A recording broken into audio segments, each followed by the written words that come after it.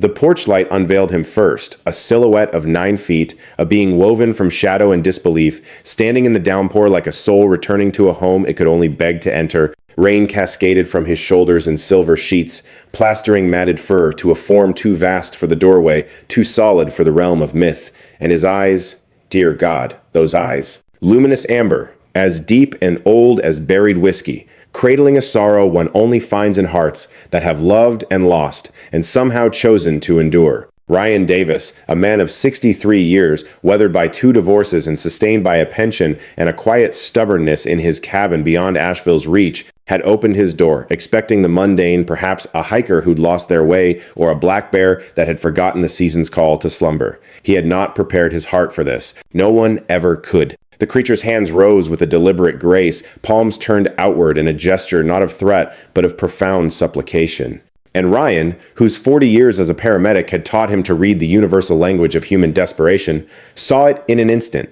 This being, whatever its origin, whatever its name was, in need of grace. Now, I can feel what you're thinking. You're imagining that Ryan should have reached for his shotgun, slammed the heavy oak door, and perhaps dialed the sheriff. And by every measure of logic, you would be correct. That is the path of a sensible man, but there is a truth about those who dedicate their lives to mending others sometimes. The impulse to heal runs deeper than the instinct to survive. Sometimes, in the face of another's pain, the soul acts long before the mind can raise its objections. Ryan stood rooted in the doorway, the cool mist of the rain kissing his face as 63 years of life converged on this single, defining moment. His thoughts drifted to his late wife, Ellen, and the quiet wisdom she once shared, that the true measure of a person is not found in moments of ease, but in what they choose to do when every fiber of their being screams for them to flee. He did not flee. A brief pause if this story is resonating within you, a simple touch of the like button becomes a beacon, helping the algorithm guide these tales to other souls who seek the strange and the beautiful. More than that, it is a quiet signal to me that you wish for more journeys like this one. Because the truth of what unfolded for Ryan Davis in those ancient woods, it will invite you to question the very foundations of what you believe is possible. Let us return, now, to that rain-swept night. To Ryan, a statue of awe in his own doorway, watching this magnificent being descend slowly, deliberately, to its knees in the soft, forgiving mud. The rain carried the weight of November, a cold that seeps into the marrow and whispers of the coming winter, whether one is prepared or not. Ryan's cabin was nestled 3 miles from the nearest paved road, tucked into a hollow where the Appalachian ridgeline crested like ancient waves frozen against the sky. He had sought refuge here after Ellen passed, after the children's calls grew infrequent, after the silence in his city apartment began to echo with ghosts. Here, the quiet was a companion, not a judge. It simply was. He had passed the evening in the gentle rhythm of his solitude. Instant coffee that held the faint taste of regret. A frozen meal turning its lonely circle in the microwave's glow. The news flickered on an old television, its volume a mere whisper, for the world's sorrows were a constant storm, and knowing the particulars offered no shelter. A deep ache had settled in his knees all week, a more reliable prophet of the weather than any forecaster. A storm is coming, his body had murmured. Perhaps tonight, perhaps tomorrow. The summons had arrived just after 9. It was not the knock of a human hand. It was heavier, more resonant, as if someone had laid the flat of their palm against the wood, a plea rather than a rap. Ryan had placed his coffee mug on the table, still too hot to sip, destined to be forgotten until it was cold, and traversed the small living room. The floorboards sang their familiar protest beneath his weight, the weary groan of old timber settling into its final form, much like himself. He had kept the chain latched as he opened the door, a reflex forged in the crucible of 40 years of emergency calls in the city's shadowed corners. The chain, a tiny thread of steel, had been utterly irrelevant. The being on his porch had made no move to breach his sanctuary. It had simply stood there, waiting. Drenched and trembling almost imperceptibly, its great shoulders slumped, as if under the weight of a journey too long and a burden too heavy. And when the beam of Ryan's flashlight illuminated its face, the air fled from his lungs. It was not because the face was monstrous. That, in some ways, would have been a simpler truth to bear. No, what stilled his heart was the profound, aching humanity he saw there. The intelligence that swam in the depths of those amber eyes, the sorrow that sculpted the lines around what could only be called a mouth. It was the face of one who had crossed a terrible threshold and had come, in desperation, to the last glimmer of light it could find. They remained there, man and mystery, as the rain beat a frantic rhythm on the tin roof, like 1,000 tiny fists demanding witness. Ryan's hand, moved by pure instinct, had found the door chain, yet he did not draw it closed. He did not slam the door and throw the deadbolt and fumble for his phone to call whom, 911, and what words would he possibly find?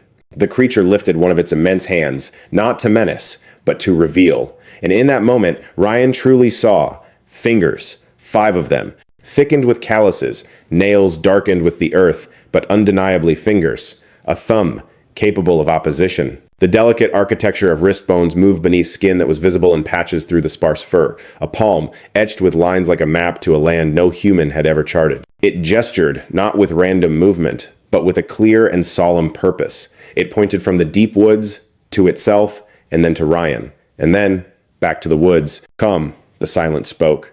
"I beg of you, come." Ryan's rational mind, the part of him that had triaged countless emergencies, that had made life or death decisions in the blink of an eye, that had remained a pillar of calm amidst chaos, that part had fallen silent. In its place, something far older stirred. Something that dwells in the primal heart of us all, an instinct that slumbers until the moment it must awaken and take command.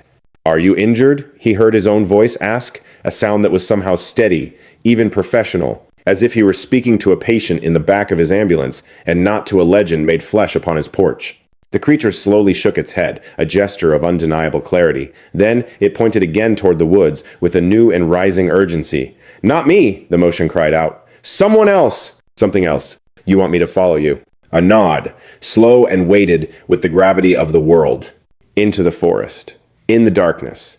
In this rain. Another nod, unwavering. "I'm 63 years old," Ryan confessed to the night. "My knees are shot. I take medicine for my blood pressure. I haven't run in more than a decade." The creature merely held his gaze, and in that profound, silent look, Ryan saw a reflection of his entire career. He saw the precise expression that takes hold of a person's face when someone they love is slipping away, that desperate, fragile hope that comes when time is a thief and you are willing to try anything, even the impossible. "Damn it all," Ryan whispered to himself. He glanced down at his attire. Sweatpants, a thin t-shirt, simple house slippers. The air was cold enough to steal his breath. "Let me get my coat." He left the door ajar as he retrieved his heavy jacket from its hook beside the fireplace, then pulled on his old work boots, the ones with the trustworthy tread he always meant to replace, but never could, for they held the shape of his feet like a faithful memory. He found his good flashlight, the bright LED one with batteries that still held their fire. He checked his phone. No signal on the best of days. Certainly none in a storm like this, but he took it all the same. It was the habit of a man reaching for a world that was already far behind him. On the threshold of his departure, a moment's hesitation drew him to the gun cabinet where his father's Winchester slumbered, a gleaming relic of oiled steel, silent for 15 years. He weighed the thought of its cold comfort, of what power a firearm might grant if the night turned foul, but then decided that if harm was this creature's intent, it would have been delivered long ago. Some moments, he knew, simply demand a leap of faith. The being waited on the porch, an effigy of patience carved from the night. As Ryan stepped into the rain and pulled the door closed behind him, leaving it unlocked for what was a lock against destiny, it turned and began to walk, its pace a slow, considerate rhythm set for an old man with protesting knees who had not answered the forest call in many months. The rain descended in a cold, steady sheet, a liquid shroud that soaked through Ryan's coat within minutes. His flashlight cut a trembling path through the gloom, catching fleeting glimpses of his guide, the arc of a shoulder, the shape of a noble head, and colossal feet that moved with impossible silence over ground that wept and squelched under Ryan's own heavy boots. It kept a respectful distance, a shadow just ahead, close enough to follow, yet far enough to grant him peace. They journeyed for what felt like 20 minutes, though it could have been a lifetime, for time itself bends and warps when you follow the unbelievable. Through a dark, weeping wood, with a heart that beats a frantic tattoo against your ribs, a desperate warning for choices already made. The earth sloped into a treacherous, rocky descent, and twice Ryan stumbled, his hands finding solace on the slick bark of trees that wore the moss of decades. His knees screamed areas of pain, the arthritis turning each step into a painful negotiation with his own body. His guide never once looked back, for it had no need. It seemed to possess an innate knowledge of Ryan's every faltering step, artfully adjusting its course to skirt the worst of the terrain without ever pausing its solemn forward march. Then a scent pierced the air, sharp and utterly wrong, a foul marriage of decaying flesh and something acridly chemical. It was a fragrance Ryan's soul knew well, a scent every paramedic learns to recognize as the herald of defeat. It was the smell of tissue surrendering, of infection's relentless march, of a body fighting a war it was destined to lose. The creature came to a halt at the edge of a small clearing, where the ceaseless rain had turned the ground to a soupy mire. And there, in the center of the mud, lay another of its kind, caught fast in the rusted steel of a snare trap, a cruel ghost from the poaching days of the 90s. A female. The knowledge surfaced in Ryan's mind, an instinct born of empathy, not observation. She was smaller than the male, a being of perhaps 7 feet, curled upon her side in the cold embrace of the mud, the trap's cable biting a vicious wound into her ankle. Her breath came in shallow, panic bursts, a froth of desperation at her lips. Her eyes were open to the gray sky, but saw nothing, the pupils blown wide into vacant, unresponsive pools. In a heartbeat, the male was by her side, kneeling in the mire with a gentleness that would have shattered Ryan's heart if his mind were not already cataloging the grim litany of symptoms. The raging fever, the fog of delirium, the whisper-thin breaths, and the dark poison of infection spreading from the wound, turning the surrounding flesh into a swollen, blackened ruin. Blood poisoning, Ryan's training whispered.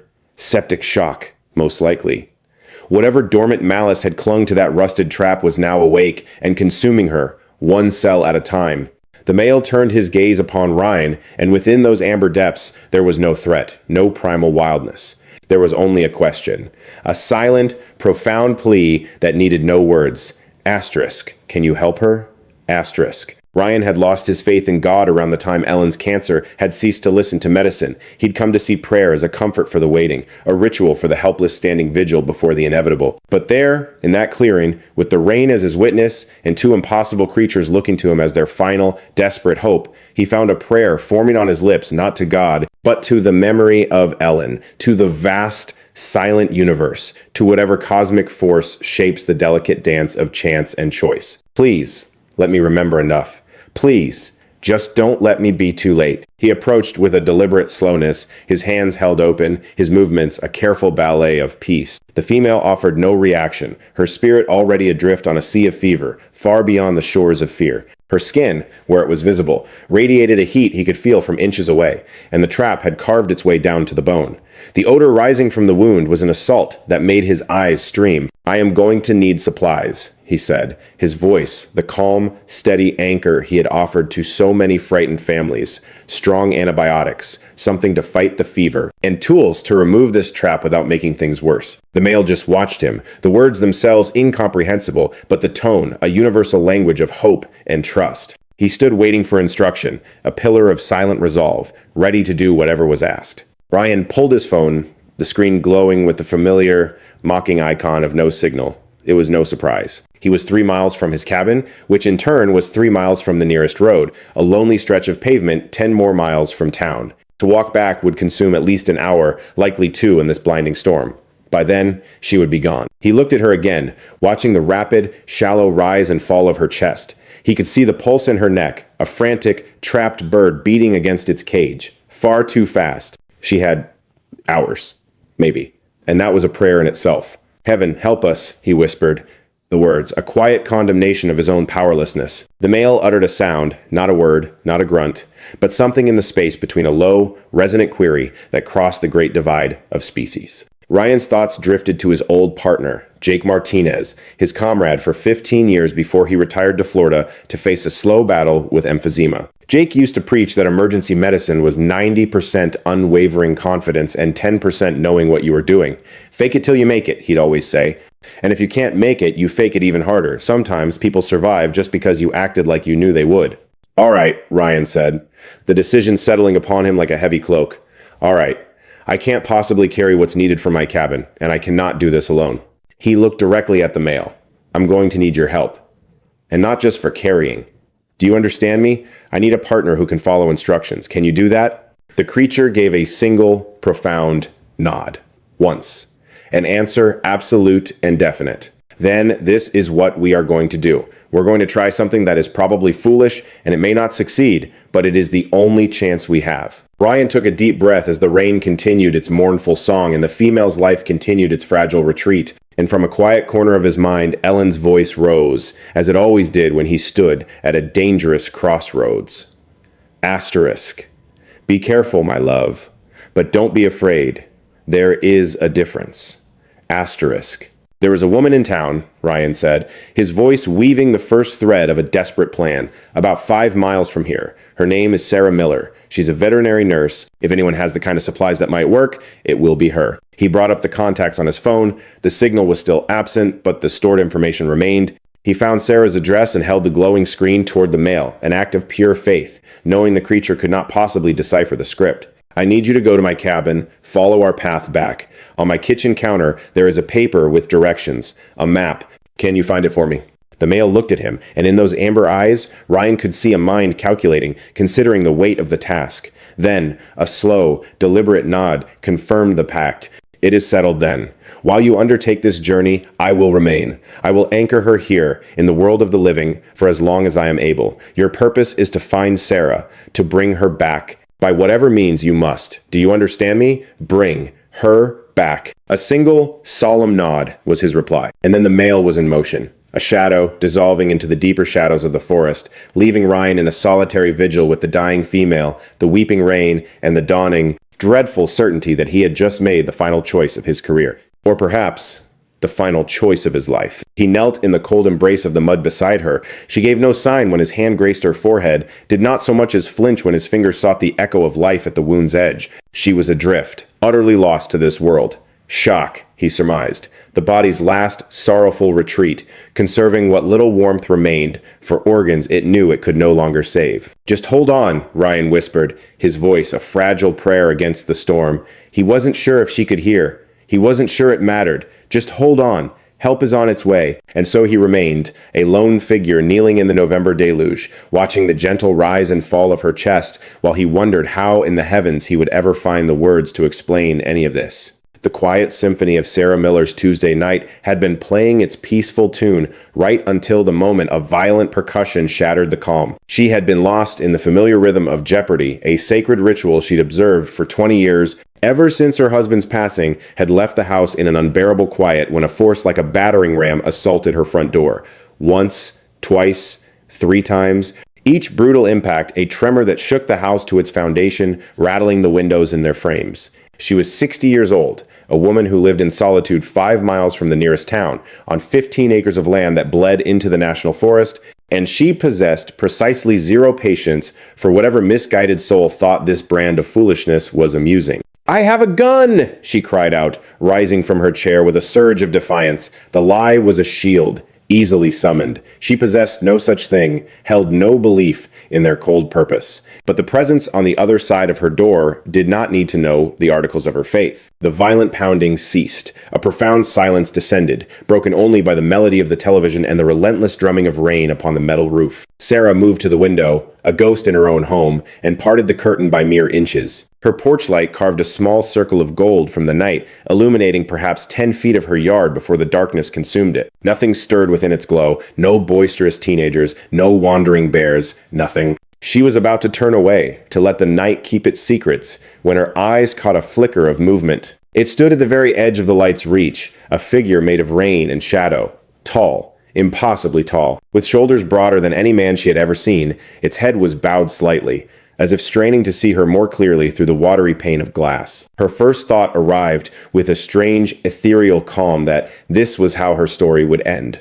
Alone, in a house too large for one heart, taken by a thing that had no right to exist. Her second thought was a practical plea, to call for help. Her third was the stark reality that her phone was in the kitchen, and the kitchen lay on the far side of the impossible creature outside. But then it took a step, crossing the threshold from shadow into light, and Sarah saw its face, truly saw it, for the first time. It was not the face of a monster. Not entirely. There were human eyes beneath a heavy, sorrowful brow, a nose that might have belonged to a man, if not for the grand, unsettling scale of it all. And within those eyes, those amber, unbelievable eyes, she saw an expression that transcended species. Desperation. It lifted a single, massive hand. In it, something was held forth. A piece of paper, small and white, that had somehow survived the deluge. The creature pressed it gently against the window glass. Sarah squinted, her mind racing. She could not decipher the words from this distance, but she could see that it was written by hand. A true script, not the cold print of a machine, someone's personal mark. "Dear God in heaven," she breathed, the words a wisp of vapor on the cold air. The creature tapped the paper against the glass again. An urgent, silent plea. It pointed to the note, then to her, and back to the note once more. Warring with every instinct that screamed for her to retreat, Sarah found herself drawn closer to the window, close enough to read. The paper was a torn sheet from a notebook, and on it, an address was written in shaky block letters. Her address, and beneath it, a single, powerful word: help. She knew that handwriting. A sudden, chilling recognition washed over. She had seen it on medical forms, on donation slips for the clinic fundraisers, and on the thank you card he had sent after she performed emergency surgery on a dog struck by a car just outside his cabin. Ryan Davis. "Oh no," Sarah whispered, a litany of denial. "Oh no, no, no." The creature was nodding, its movements emphatic and full of a desperate energy. It pointed to the paper again, then gestured with a wide sweep of its arm back toward the dark heart of the forest. For 35 years, Sarah had walked the path of a healer in veterinary medicine. She had started as a technician, ascending to the role of a surgical nurse, her hands tending to every kind of life, from the great animals of the farm to the cherished pets of the home, to the occasional lost and exotic soul. She had learned to read the language of pain, of terror, and of that unique, heart-wrenching desperation that comes only when a beloved is fading from the world. This was that language. Whatever else this impossible being was, and her mind was a whirlwind, refusing to anchor it in reality at this moment, it was simply a soul in torment, begging for help. "He sent you," she said. The words, a statement of fact, not a question. "Ryan, is he hurt?" The creature slowly shook its massive head. It pointed a finger to its own chest, then back into the vast, waiting darkness of the forest. Someone else. Not him, not me, someone else. A life is slipping away. A solemn bow of its head confirmed the desperate truth, as the sands of time cascaded, each grain a stolen moment. Sarah stood on the precipice of a choice. A woman of 60 winters, her heart a quiet house for 8 lonely years, with no children to mourn her, no one to mark her absence should the woods claim her. Wisdom dictated the turning of a lock, a call to the law, the surrender of this impossible night to those trained for such shadows. The sensible path was to refuse the summons of a phantom into the encroaching dark. Yet, the memory of Ryan Davis, a friendship 3 years in the weaving, held her fast. She knew the man he was before rest, claimed his days, a healer in the chaos. She knew the heart of him, a heart that would pause in a downpour for a stranger's plight. And she knew, with a certainty that settled deep in her bones, that if his name was whispered from the woods, it was a plea born of the direst need. A breath escaped her, a curse whispered to the silent judgment of the room. Then, gathering the fragments of her courage, she spoke to the impossible silhouette, her voice a fragile command. "Stay. Do not stir from that spot." She offered no time for a reply, for doubt to take root, moving on instinct toward the room that held the artifacts of her life's calling. Her hands, guided by memory, found the emergency kit, her faithful companion on countless farm calls. Within it lay an arsenal of mercy: antibiotics, syringes, bindings for wounds, cleansing agents, balms for pain, and the sweet peace of sedatives. To these she added a beacon of light, a shield against the rain, and the sturdy boots that knew the forest's paths. Upon her return to the heart of her home, she found the visitor had not moved. It remained a sentinel of sorrow, its patience, a profound and silent vigil. Sarah drew a deep, steadying breath, her mind drifting to her late husband Tom, stolen by a silent thief in the night, leaving a universe of words unsaid. She reflected on the 8 long years that followed, a quiet eternity spent questioning the line between breathing and truly being alive. And in that same breath, she acknowledged the profound, beautiful foolishness of the step she was about to take. And so she unlatched the door, opening her world to the night. The storm greeted her at once, its touch a cold, percussive shock. The being retreated, a gesture of deference granting her passage. In its presence, the world seemed to shrink. It was a titan, easily 9 feet tall, with shoulders that could eclipse the frame of her door. Yet, its every motion was a study in gentle restraint, a conscious effort to lessen its own terrifying magnificence. "Can you comprehend my words?" Sarah asked, her voice small against the wind. A slow, deliberate inclination of its head was the only answer she needed. "Was it Ryan who bid you come to me?" Again, the silent affirmation. "What distance must we travel?" The creature raised a hand, extending 3 immense fingers, before gesturing toward the deep, swallowing darkness of the forest. 3 miles, she breathed. The words of prayer. My heavens. She shifted the 40 pounds of hope upon her shoulder.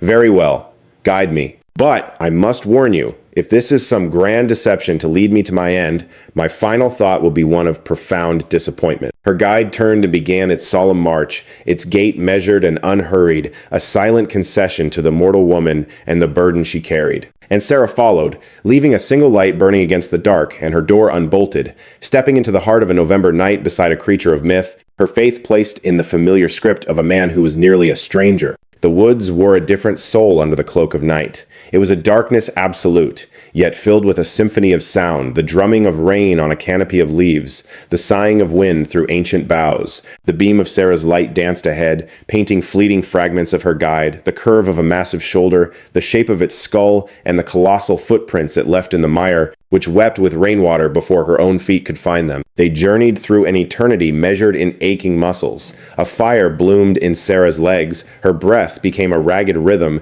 and her spine protested the weight of her purpose. She was a woman of 60 autumns, not the girl of 26 springs, and every step was a testament to the years between. Her silent guide never once glanced back, yet it seemed to possess an innate knowledge of her every faltering step. It wove a path for them through the treacherous landscape, navigating around the slumbering forms of fallen trees and the sudden, sharp breath of a ravine. Once, when shifting stones betrayed her footing, it paused its pilgrimage, a statue of patience, waiting until her balance was restored before continuing their sacred march. At long last, the suffocating woods relented, opening into a small, wounded clearing, bathed in the soft, lonely glow of another flashlight leaning wearily against a tree stump. And there, kneeling in the mire, was Ryan Davis. He kept vigil beside a form so heartbreaking, so impossible, that it stole the very motion from Sarah's limbs. "You're here." Ryan's voice was a monotone, stripped of all but the profoundest exhaustion. "Thank the heavens. I truly did not know if you would come." "What is this being?" Sarah whispered, her light trembling as it found the female shape caught in the cruel jaws of a trap. It illuminated the grotesque swelling of her ankle, the unnatural sheen of fever on her skin,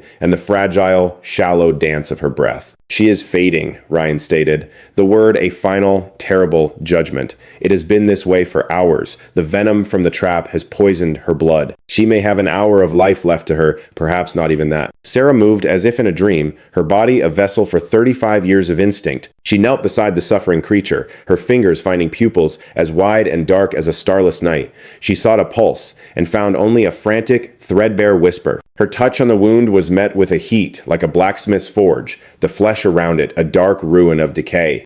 "Oh, merciful heavens, Ryan," she breathed, her voice cracking. "What have we stumbled into in this dark place?" "We are honoring a vow," Ryan replied, his gaze shifting to the male who stood like a grieving mountain a few paces away. "He came to me, pleading for aid. I gave him my word, and I needed you, Sarah, for I possess neither the tools nor the deep knowledge this moment demands. For a being such as this, Ryan, my hands are trained for the gentle lives of dogs and cats, for the sturdy beasts of the field. I cannot, this is beyond the scope of all I have ever known." Her form surely echoes something familiar to you. A primate, perhaps. Your hands have known the delicate art of emergency surgery before. On the gentle soul of a golden retriever. Not this! Then let this moment be a testament to your ability to create a miracle from the unknown. A silent, profound debate unfolded between them, suspended over the fragile life flickering below. The heavens wept, and the male stood as a silent sentinel, his amber gaze a bridge between their world and his. Sarah understood then that this was never a question of skill. It was a crucible of choice, a question of whether to extend a hand to a being whispered into existence from myth, and what it truly meant to be human when humanity itself was the only currency left. "The very foundation of my life's work.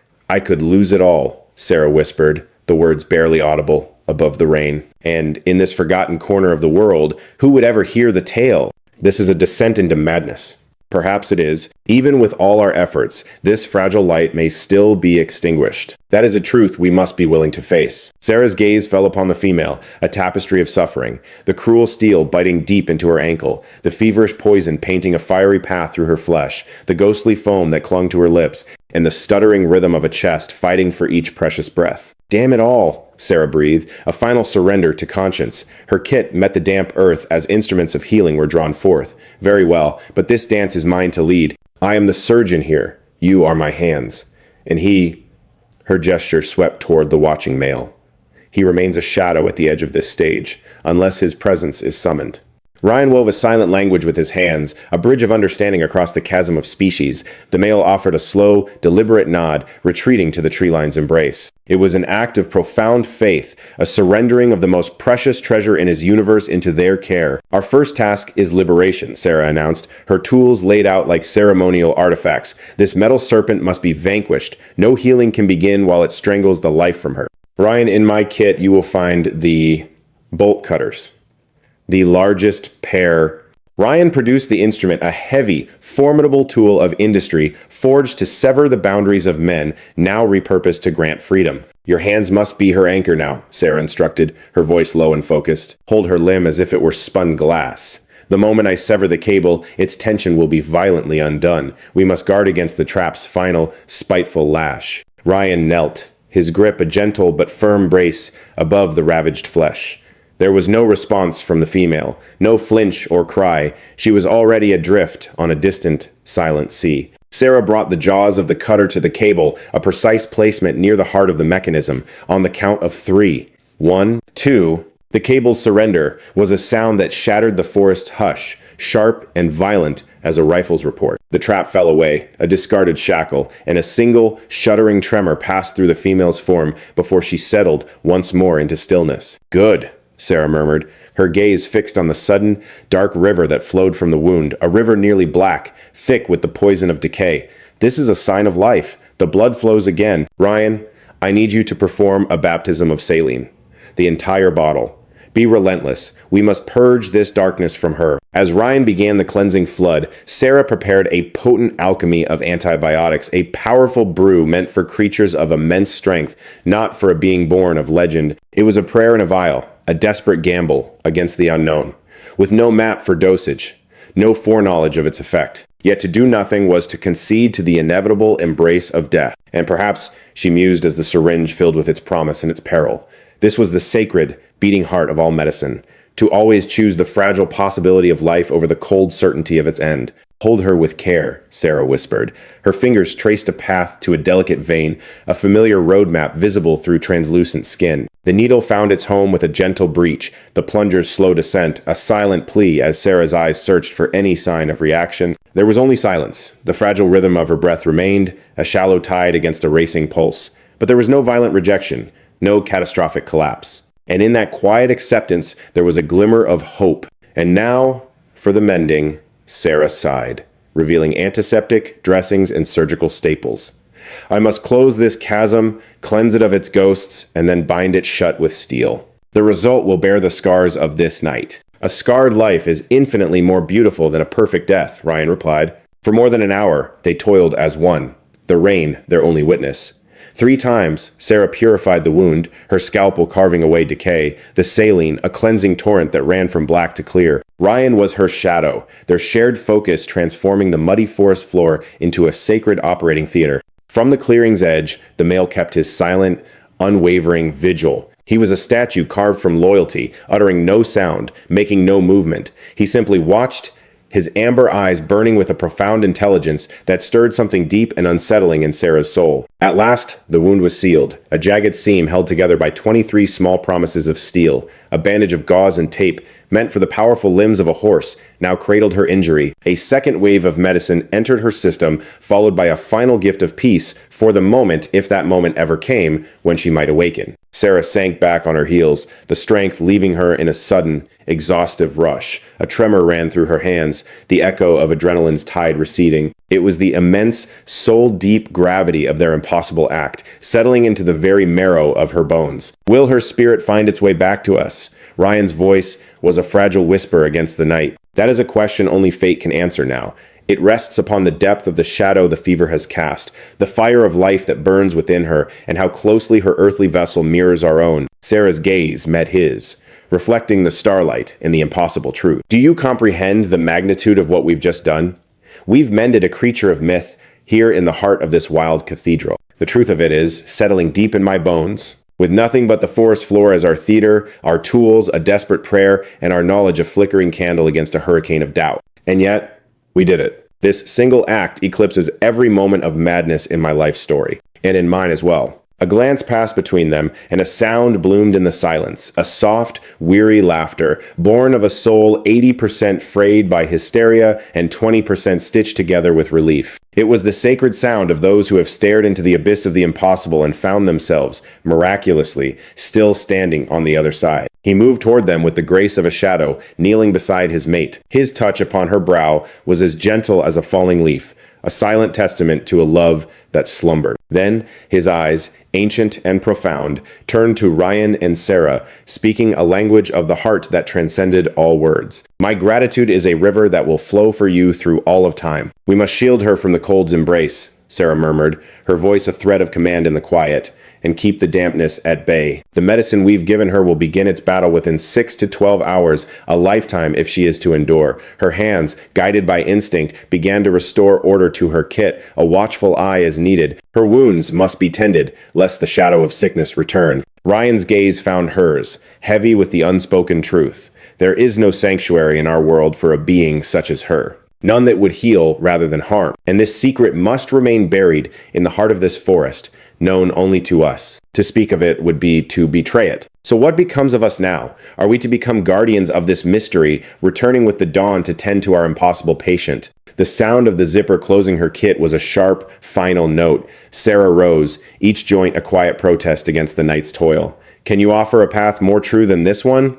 No better path presented itself to him nor to her. In the dim light of the moon, they had stepped over a threshold into a new reality, a place from which there was no return. They had witnessed a truth that unraveled the tapestry of their known world, and in that moment of revelation, they had both chosen compassion over fear. Tomorrow, Sarah affirmed, her voice a promise to the woods.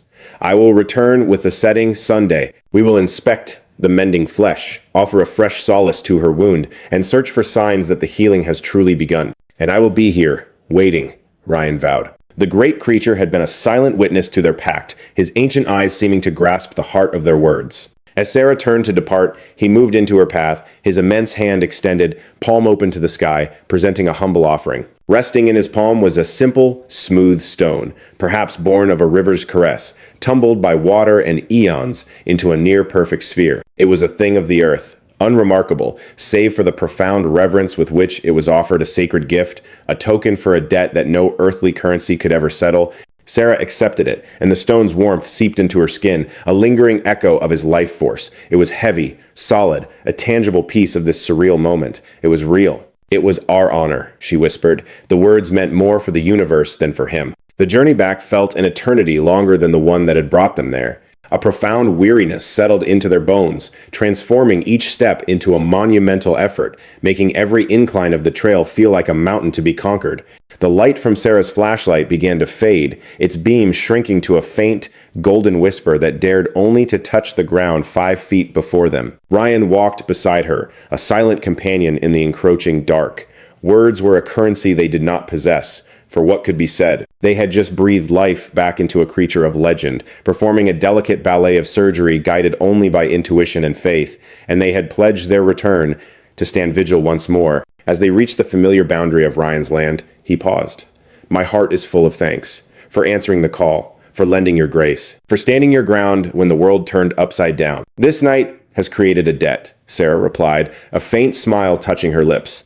A significant one that might be repaid with dinners and drinks for the next year of my life. A pact I will gladly honor. But should this fragile hope shatter if her light fades, if this secret escapes into the harsh light of day, if this story becomes a headline, then this night will be erased from our histories. It will become a dream we never speak of. Do we agree? And in that single word, a covenant was forged. Yet, deep within their hearts, they knew the truth had already taken root, blooming the moment Ryan's door swung open to reveal a creature of myth pleading for sanctuary. A threshold had been crossed, a chime struck that could never be unrung. All that remained was the quiet, terrifying choice of what path to walk from that moment forward. Sarah navigated the slick, dark roads home, the world weeping a soft, steady drizzle around her. Her house stood as a beacon of the ordinary. She'd left behind the porch light, a warm, lonely star, the television casting blue ghosts on the walls, a game show's cheerful noise long since faded. It was a scene frozen in time, a fragile illusion whispering that she hadn't just mended the flesh of a legend beneath a canopy of whispering pines. Beneath the cleansing rush of water, she scrubbed at the earth, and lifeblood staining her skin, a desperate ritual to erase the tremor of a life irrevocably altered. But some truths are not etched in mud. They are branded upon the soul. Some nights do not fade with the dawn. They weave themselves into your very being, a second skin you will wear forever. Sleep was a distant country she could not reach. She lay in the profound stillness, her gaze lost in the shadows on the ceiling, while her fingers traced the cool, smooth contours of the river stone. It was more than a rock. It was a testament, the tangible weight of a promise given in the heart of the storm and a trust received in kind. At the hollow hour of 3 a.m, the fragile silence was shattered by the vibration of her phone, a small, electric tremor against the nightstand from a string of digits she had never seen before. The words on the screen were a lifeline cast across the darkness. Her breath has found its rhythm. The fire within her has cooled. My gratitude is endless. R. With a steady hand, Sarah composed her reply, each word a stone laid for the path ahead. Tomorrow, at the same hour. Punctuality is paramount. She placed the phone back into the quiet dark, closed her eyes, and summoned all her will to piece together the fractured mosaic of a world that once felt so certain. But the pieces would not fit, and in that quiet surrender, a new understanding bloomed. Perhaps the world was never meant to be a solved equation. Perhaps the margins of our maps have always teemed with wonders, living in the sacred space between fact and faith. And perhaps the greatest miracle was not their existence, but that on a night drenched in desperation, they would trust us enough to ask for our humanity. And perhaps, in the deepest, most hopeful corner of her soul, we were still worthy enough to answer that call. The dawn arrived with an unwelcome haste, its light lingering like an overstayed guest. Ryan's eyes opened at 5:30, a time etched into his bones, a rhythm his body refused to forget even 3 years into retirement. A familiar fire burned in his knees. The quiet agony of age pays no mind to mythic deeds done in the pouring rain. It simply is a constant, aching reminder. He sought solace in the ritual of making coffee the real kind, grinding the beans by hand in a cadence that summoned the ghost of Ellen's smile, a memory from a time when a good cup was their one shared treasure. The simple, honest work of it anchored him, giving his hands a purpose while his mind wrestled with the beautiful, terrifying truth of the night before. She was still breathing. The message sent in the heart of the night had not been a dream. He recalled his trembling fingers typing on his old emergency phone while the stoic male stood vigil at the edge of the woods, her breath now steady, the heat of her affliction now abated. These were the small, profound miracles that whispered they had not failed. He filled the morning with the humble architecture of a normal day, the clatter of dishes, the folding of warm laundry, the rhythmic sweep of the broom. He moved through these small ceremonies of life, a desperate attempt to forget the feeling of cold mud, the relentless sky, and the gaze of an impossible creature, its eyes a mirror of a pain he knew all too well. As the sun reached its midday peak, the quiet was broken by the sharp ring of his phone. It was not a silent message this time, but a voice reaching across the distance, Sarah's name glowing on the screen. Her voice, when he answered, was stripped of all pleasantries, a blade of pure urgency. "Ryan, we have a serious problem." A cold dread coiled in the pit of his stomach, and the worst possible words escaped his lips. "She's gone, isn't she?" "No, she's holding on. Her life is not the issue." Sarah's voice was frayed, stretched thin. "The problem is, the world is beginning to notice. Mrs. Chen, about 2 miles from you, saw the mail near 11 o'clock. She witnessed something immense moving through her field with the gait of a man, but something other entirely.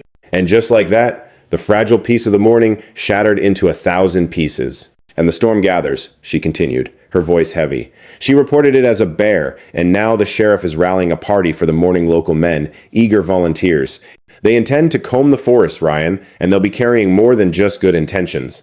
The strength fled from Ryan's legs, and he sank into his kitchen chair, the wood groaning under the sudden weight of his despair. "It's only a matter of time before they find them." Her reply was a quiet, heartbreaking whisper of assent. "Almost certainly." He posed the question that haunted the silence between them. And what follows then? What becomes of a miracle when it is discovered by men who hunt what they fear? The answer was as simple as it was terrible. A tragedy. A heavy silence fell between them. Outside Ryan's window, a fugitive November sun pierced the clouds, casting a fleeting, holy light upon the rain-jeweled forest. And hidden within that transient beauty, 2 impossible souls clung to life. unaware that with the next dawn, the world of men would come looking for them, armed with fire and steel. "We have to get them out of there," Ryan declared, his voice a sudden current of resolve. "Under the cover of this coming night, before the hunt begins." "But to what sanctuary can we possibly lead them?" Sarah countered, desperation in her voice. "Ryan, she fights for every breath. I doubt she has the strength to stand. And even if a miracle granted her that power, what corner of this world remains untouched and safe for them?" "I know a place," Ryan heard himself say, the certainty in his own voice a startling revelation, "some 15 miles north.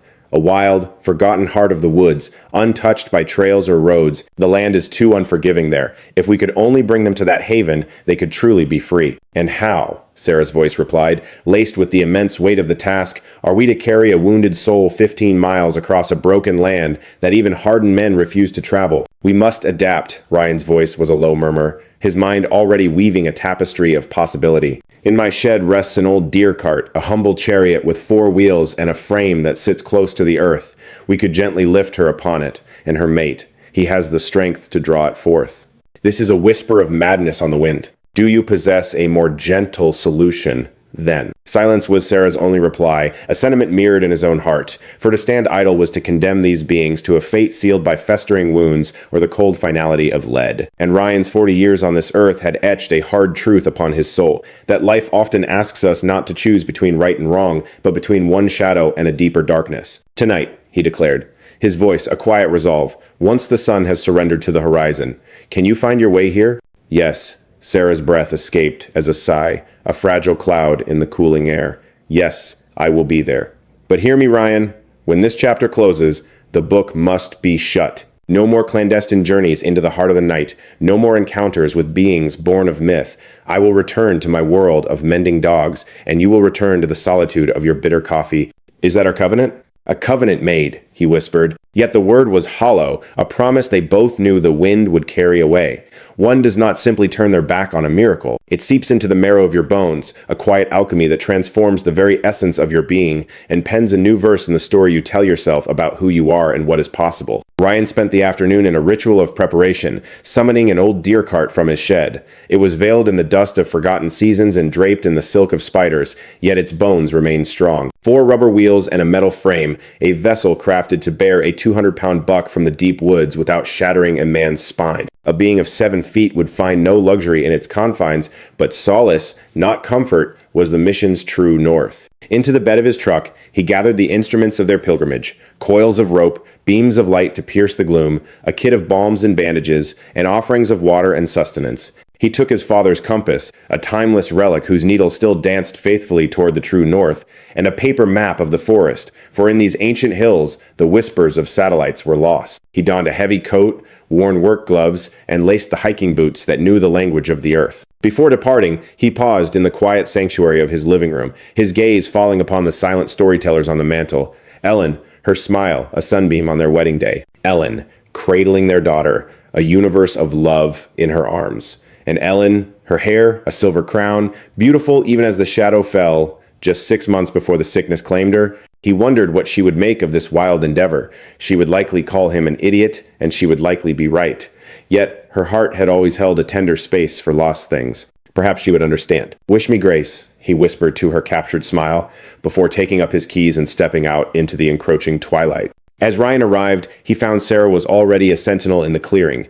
Her truck, a silent silhouette on the old logging road, a mere quarter of a mile from their sacred ground. She had come bearing more instruments of healing, enough to redress the female's wound and read the rhythm of her life one final time before they dared to disturb her rest. Her mate was there as well, a steadfast guardian at the threshold of the glade. His form, once a rigid bastion of defense, softened at their approach, his very posture a silent prayer, shifting from vigilance to a fragile hope. And from the realm of fevered dreams, the female had returned. It was the first gift the night had offered. She rested upon her side, her gaze lucid and alive, tracing their every motion. A profound weakness still held her captive, but the fog of delirium had lifted. As Sarah knelt beside her with the tools of her trade, a pair of amber eyes, deep pools of undeniable intellect, followed her every move. "Easy now." Sarah's voice was a gentle stream. "I must look at where you are hurt. It may bring a moment of pain, but it is a path to healing." No sound escaped her, yet she remained perfectly still,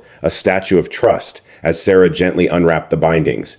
The wound beneath was a landscape of healing, not yet whole, still a geography of angry, red, and swollen plains, but the tide had turned. The creeping darkness of decay was absent, and the air was clean of its foul scent. "The medicine is winning its war," Sarah announced as she ministered to the injury, cleansing it and swaddling it in fresh linen. The fire in her blood recedes. Her breath draws deeper now. She has a chance to see another dawn. Can she carry her own weight upon the earth? Ryan's question hung in the air. With Sarah's gentle guidance, the female struggled to rise. It was a monumental effort, her very sinews trembling with strain, yet she persevered, sitting as a portrait of resilience, her breath coming in ragged waves. No, Sarah's voice was heavy with certainty. She cannot travel 15 miles. I doubt she could manage 15 feet. Ryan then wheeled the humble deer cart into the center of the clearing, its presence a silent answer. Then we shall be her strength. A flash of comprehension illuminated the male's eyes. He moved to her side, a bridge of understanding built from gentle touch and a cascade of soft sounds, a melody that was neither human tongue nor beastly call. Her gaze shifted from her mate to the two humans, and in her eyes, a flicker of assent, a quiet acceptance of the journey they proposed. It was a delicate and arduous dance that lasted 20 minutes, requiring the combined will of all four souls. Her form weighed less than they imagined, perhaps 300 pounds, but 300 pounds of unresisting flesh is a gravity all its own. At last, they settled her upon her side, her knees drawn up, her head pillowed on the soft comfort of blankets Sarah had provided. Her mate then took up the handle of the cart, testing the burden with a tentative lift. The wheels dipped into the yielding earth, but found their purchase, holding firm. His gaze then found Ryan and Sarah, a silent question seeking their guidance. "North," Ryan declared, his eyes on the compass, a silver moon in his palm. "Our path lies to the north, until the earth rises to meet the sky in a long ridgeline. From there, we follow it toward the setting Sunday. The journey will span some 15 miles of unforgiving land. It will demand the entire night of us." The great creature inclined his head, a gesture of solemn accord. He was ready. They set out as the last light bled from the heavens, a crimson stain upon the horizon. Ryan forged the path ahead, his way lit by a single beam of light and the unwavering truth of his compass. Sarah kept a sacred vigil beside the cart, attuned to the fragile rhythm of the female's life. And her mate pulled with a strength that was both immense and tender, weaving through the forest obstacles with a dancer's grace that defied the very laws of size and burden. With every upward step, the forest transformed around them. The sharp scent of pine yielded to the ancient wisdom of oak, which in turn surrendered to the stark, stony shoulders of the mountain. The air grew sharp and thin, and above, the velvet darkness ignited with thousands upon thousands of stars, a celestial fire more brilliant than any city dweller could dream, a sky that humbled the soul, a silent, glittering reminder of how exquisitely small and fleeting a single life truly is. The hours stretched into an eternity of footfalls, a symphony of pain playing in Ryan's knees, turning every step into a desperate bargain between the frailty of his body and the iron of his will. Sarah, finding her balance against the ancient bark of trees, was propelled forward by a sheer, unyielding stubbornness of spirit, and through it all, the male creature moved with a relentless, almost mechanical grace, his strength a constant against the land's growing hostility as he drew the cart onward. As the clock of the heavens turned toward midnight, they finally surrendered to a moment of rest. The female, a fragile flame in the darkness, held her own, her heartbeat a rapid, yet steady rhythm against the silence, her breath a shallow but constant tide. With tender hands, Sarah examined the wound, finding solace in the absence of blood, in the steadfast grip of the staples that held flesh and hope together. Her voice, a whisper against the vastness of the night, reached for Ryan. "How much farther must we go?" His eyes sought answers from the compass's steady needle and the folded secrets of the map. "Perhaps 5 miles more," he murmured, the words heavy with caution, "but they will be the hardest 5 we have ever known." The ridge ahead constricts a spine of stone and peril. A shadow of doubt crossed her features. "The dawn will find us still upon this path." His reply was a quiet testament to their resolve. "No, but our journey will find its end." For 15 fleeting minutes, they rested. Sarah offered water, a small sacrament that the female accepted with a weak but willing thirst. Ryan broke his own meager rations with Sarah, a communion of sustenance for 2 souls who had not eaten since the sun was high. But the male creature stood as a sentinel, unwearied and patient, his hands a permanent fixture upon the cart's handle, his vigil unbroken. Those final 5 miles became a 4-hour pilgrimage through the heart of the night. The path became a razor's edge, a mere few feet of earth suspended between 2 gaping voids, its stones slick with the tears of the night. Ryan's flashlight beam, their only guide, began to fade. surrendering the world to a haunting ballet of shapes and shadows. Sarah fell once, her body meeting the unforgiving ground, but she rose again, the sting of granite on her palm, a testament to her refusal to yield, a crimson line marking her resolve. And then, just as the first blush of dawn painted the eastern sky in shades of pearl and silver, they arrived. It was a sanctuary carved from the world, a box canyon nestled into the ridge's flank, its existence a secret kept by towering walls of stone. Within its embrace, a dense forest breathed. A crystalline stream sang its quiet song, offering a haven where two souls might find peace if they moved with the grace of shadows. The word emerged from Ryan's throat, a sound scraped raw by hours of profound silence. Here. This is the place. With the utmost care, they eased the female from the cart, their arms a cradle of support as she sought a place of rest by the whispering stream. Her companion remained a constant shadow at her side, a guardian whose every motion was a verse in an ancient poem of protection. Sarah knelt for a final inspection of the wound, a quiet prayer answered by the sight of flesh knitting itself back together. It was stable. It was healing. Against every conceivable odd, they had woven a miracle from sheer will, carrying a life that could not walk for 15 miles across a hostile wilderness, and delivered it, still breathing, to sanctuary. Sarah spoke to the male. Her words, a bridge of intention thrown across a chasm of understanding. She must have quiet for at least a week, she imparted, hoping the heart of her meaning would find him. Rest. Stillness is her medicine now. The wound needs the gift of time to truly mend. He inclined his head, a gesture of profound and silent comprehension, and in his eyes, she saw that her message had been received. Ryan laid out their remaining offerings, the first aid kit, the clean bandages, the antiseptic, and the last of the precious antibiotics. It was a meager collection against the vastness of what could go wrong, but perhaps, just perhaps, it would be enough. The sun, now fully awake, painted the heavens in hues of pale orange, its light a holy fire that consumed the morning mist. At the threshold of the canyon, Sarah and Ryan stood as silent observers, their gaze fixed upon the two beings finding their place in this new world, the female resting upon a bed of soft moss, and the male who stood vigil beside her, a steadfast guardian against the dawn. "It is time for us to leave," Sarah whispered, the words, a reluctant farewell. "The world of men will be looking for us now. Their search is likely already underway." His reply was a single, breathy sound of agreement, heavy with all that was unsaid. Yeah, yet their feet remained rooted to the earth, held fast by the gravity of the moment. They simply stood and watched, bearing witness to an impossible life they had ushered back from the brink, a secret they would forever keep. Her question was a fragile thing, sent out into the morning air. "Do you believe they will find their way to okay?" His answer was honest, unadorned.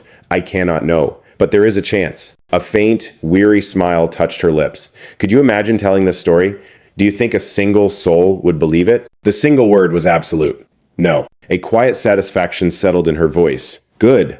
Their journey back was a shared pilgrimage of silence, for words were unnecessary, hollow vessels for an experience so profound. Some moments in life exist in a realm beyond language, beyond the grasp of explanation. You can only carry them within the quiet chambers of your heart and allow them to reshape you in ways for which there are no names.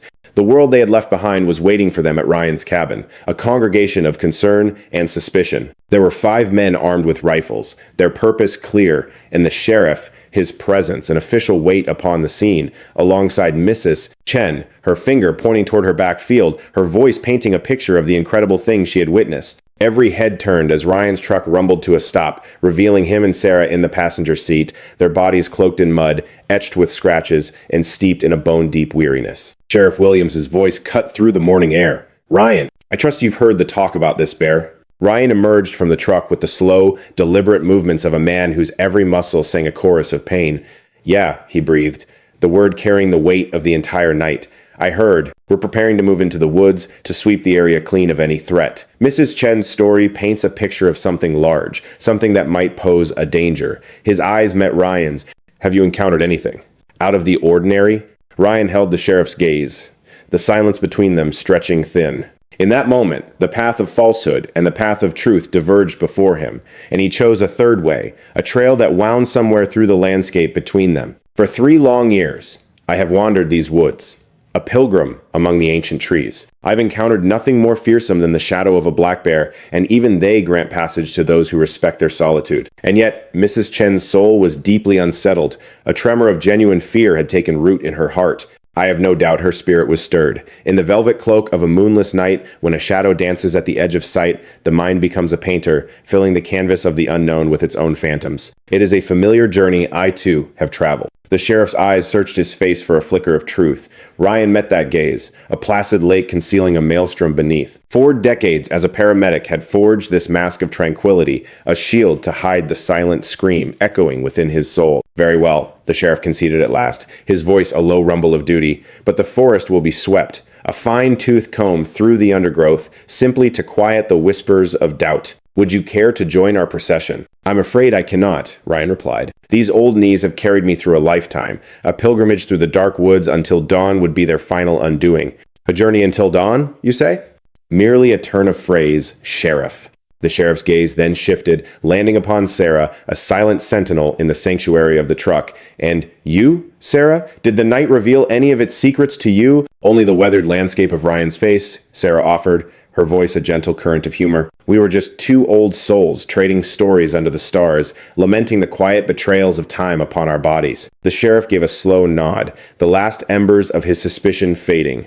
All right then, keep yourselves from harm's way. We will send word if the woods yield anything to our search. They stood and watched as the search party was swallowed by the trees, a river flowing thankfully in the wrong direction. They would comb the earth near Mrs. Chen's home, find only silence, and name the fear a phantom. And deep within the canyon's embrace, the creatures would remain a secret, mending their wounds, breathing in the precious air of survival. We were standing on the very edge of discovery, Sarah breathed, her voice a fragile whisper, closer than the wind. The truth wears your face like a poorly fitted mask. It is a burden I was not made to carry, which is why the universe, in its wisdom, gave you me. A smile, the first to grace his features in what felt like an eternity, broke through the clouds of his worry. Yes, a very good thing indeed. They remained there, silent witnesses as the sun ascended its celestial throne, its rays a sacred fire burning away the morning mist, transmuting the forest into a cathedral of gold. And somewhere, 15 miles toward the northern star, 2 impossible souls lay sheltered in a secret canyon, their wounds knitting together in the quiet dark. All because 2 stubborn hearts had chosen the irrational grace of kindness over the cold logic of common sense. I suppose I should depart, Sarah murmured, to seek the solace of sleep, and perhaps to try and convince my heart that the magic of last night was only a dream. May you have better fortune with that than I. Indeed. She moved from the truck, her steps tracing a path toward her own world, but then she paused, a vessel turning back to its harbor. Ryan, thank you for that call. I know it was madness, that we walked a razor's edge of danger, but thank you for believing my soul was strong enough to hold a secret so vast. And thank you for answering the call. I truly mean it. That moment, it was. Her voice trailed off, searching the air for the right words. It was a current of something true and elemental, and I believe my spirit was thirsting for it. To be reminded that the world has not yet surrendered all its mysteries, that there are still wonders worth risking everything for. And Ryan understood. At 63 years of age, the horizons of one's world can begin to draw inward. You settle into a rhythm, and that rhythm becomes a gilded cage, so comfortable in its confines that you forget the feeling of an open sky. Until one night, the impossible comes knocking, a wounded miracle seeking sanctuary at your door. And in that moment, you remember that mystery is not a flame extinguished by disbelief. It is an eternal ember, waiting for a breath of faith to burn bright once more. Go now and find your rest, Ryan said softly. I will send a message in a few days' time, a whisper on the wind to let you know how our friends are mending. And how will you come by such celestial news? The path will reveal itself when the time is right. Sarah slowly shook her head, a gesture of disbelief at war with the dawn of a smile on her lips. You are a beautiful madman, Ryan. It was a truth he felt in his bones. And you, Ryan, are a good man. Perhaps, in the end, that is the only true measure of a life. Her car became a receding crimson star against the deepening twilight, and he remained, a solitary figure rooted to the earth of his yard, watching the last glimmer of her presence vanish down the winding dirt path. The house beckoned, whispering of coffee, in the flickering blue light of a screen, the familiar, hollow comfort of a life lived on repeat. But the call of the wild was stronger than the pull of the hearth. He walked instead to the boundary of his small kingdom, his gaze drawn northward toward the ancient, sleeping ridge where he imagined two impossible souls curled in slumber, cloaked in a fragile peace, shielded for this one precious moment from a world that would surely cast them out in terror. His mind drifted to Ellen, a ghost of memory and warmth. He could almost hear her voice on the wind, a gentle chiding. She would have called him a magnificent fool, her eyes sparkling, and in the very next breath, she would have confessed her unending love for that very same foolishness. A whisper escaped his lips, a vow offered to the silent sentinels of the forest, to the stoic ridge, to the lingering spirit of his wife, and to the two lives he had sworn to protect. The promise is kept. You are safe, for this night, at least. It is the only promise I can truly give. The ancient woods offered no reply, for none was needed. Some oaths are not meant to be answered, but to be felt. They are forged in the crucible of necessity, and their fulfillment becomes the very bedrock of who you are. With a final glance at the darkened ridge, Ryan turned and walked back toward the solitary light of his cabin. It was time for the rituals of the ordinary world, for coffee, for the weary solace of rest, for the fragile charade, if only for a few hours, that he was nothing more than a retired paramedic, a simple man dwelling in the quiet solitude of the woods. A man untouched by the extraordinary. Just a man who had stood at the crossroads of the impossible and had chosen the simple, revolutionary path of compassion. The official search yielded only the forest's mundane secrets. For 6 long hours, they combed the woods near Mrs. Chen's property, discovering nothing more than deer tracks and old bear scat, and precisely zero evidence of anything beyond the ordinary. It was declared a false alarm, a trick of the light, though Mrs. Chen held fast to her story, a lonely prophetess whose visions were met with the pitying glances reserved for those who've spent too much time in the glow of a television. The news, as it always did, found its way to Ryan through the slow current of local gossip, delivered 3 days later by Jake Miller at the general store. Jake, at 72 years old, was a fixture behind the counter, kept there by a social security check that fell short and the lingering ghosts of his late wife's medical bill. He cultivated rumors with the same patient dedication other men reserve for fishing. "Sheriff's chalking it up to shadows," Jake offered, the register clanging a punctuation mark to his sentence. "You know how the mind plays tricks on you. A dark night, the wind rustling the branches. Your imagination paints a monster where there's nothing at all." Ryan offered a quiet murmur of assent. "It probably was." "Still," Jake mused, leaning on the counter, "it does make a fellow wonder. This forest, it's a vast and ancient place, holds more secrets than any of us will ever know." "A universe of secrets," Ryan echoed, his voice barely a whisper. Jake's sharp eyes narrowed, peering at him over the tops of his glasses. "You holding up all right, Ryan? You've got the look of a man who hasn't seen his pillow in a week." "Just trying to get more miles in," Ryan replied, the excuse feeling smooth and practiced on his tongue. "The doctor keeps telling me it's what my knees need." "That doctor of yours is a fool with a degree," Jake scoffed. "Walking is the worst thing in the world for an old man's knees. Take it from someone who knows." Ryan settled his bill and retreated, the small talk a weight he was glad to shed. He chose the scenic route home, a path that skirted the old logging road, the artery leading to the heart of the ridge. He didn't slow, he didn't stop. He had no need to. But his eyes were drawn there, a magnetic pull, scanning the tapestry of the tree line, his heart full of a silent, constant question. Under the silver light of a watchful moon, he began the pilgrimage once more. The journey to the canyon was a 6-hour meditation in motion, his pace now measured and deliberate, no longer fueled by the wildfire of adrenaline. In his pack were the offerings of his care, medical supplies, nourishing food, the small comforts Sarah's wisdom had suggested. He placed them like a sacred offering at the mouth of the canyon, a place he knew the male would come to look. A miracle awaited him. The female was sitting upright, a monument of resilience, not yet on her feet, not yet walking, but present. Her gaze, sharp and intelligent, locked onto him the moment he came into view, following his every movement. The male stood a silent guardian at her side, his posture a testament to protection, not aggression. He honored the sanctity of their space, keeping a respectful distance. The urge to inspect her wound was a phantom limb of his old life, but he restrained it, remembering Sarah's counsel about the healing power of non-interference. His duty was simply to provide. He left the supplies and offered a simple, open-palmed wave, a gesture of peace. And then, the impossible happened again.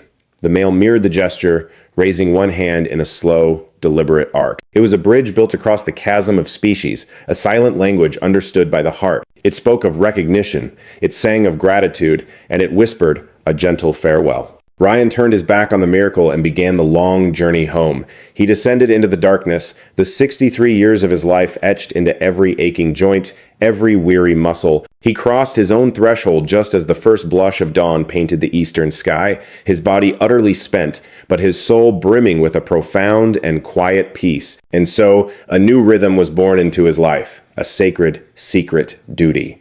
Every 3 days, he would undertake the long walk, a silent caretaker leaving his provisions. He would watch from afar, a distant observer bearing witness to their slow, miraculous mending. By the second week, she had found her feet again.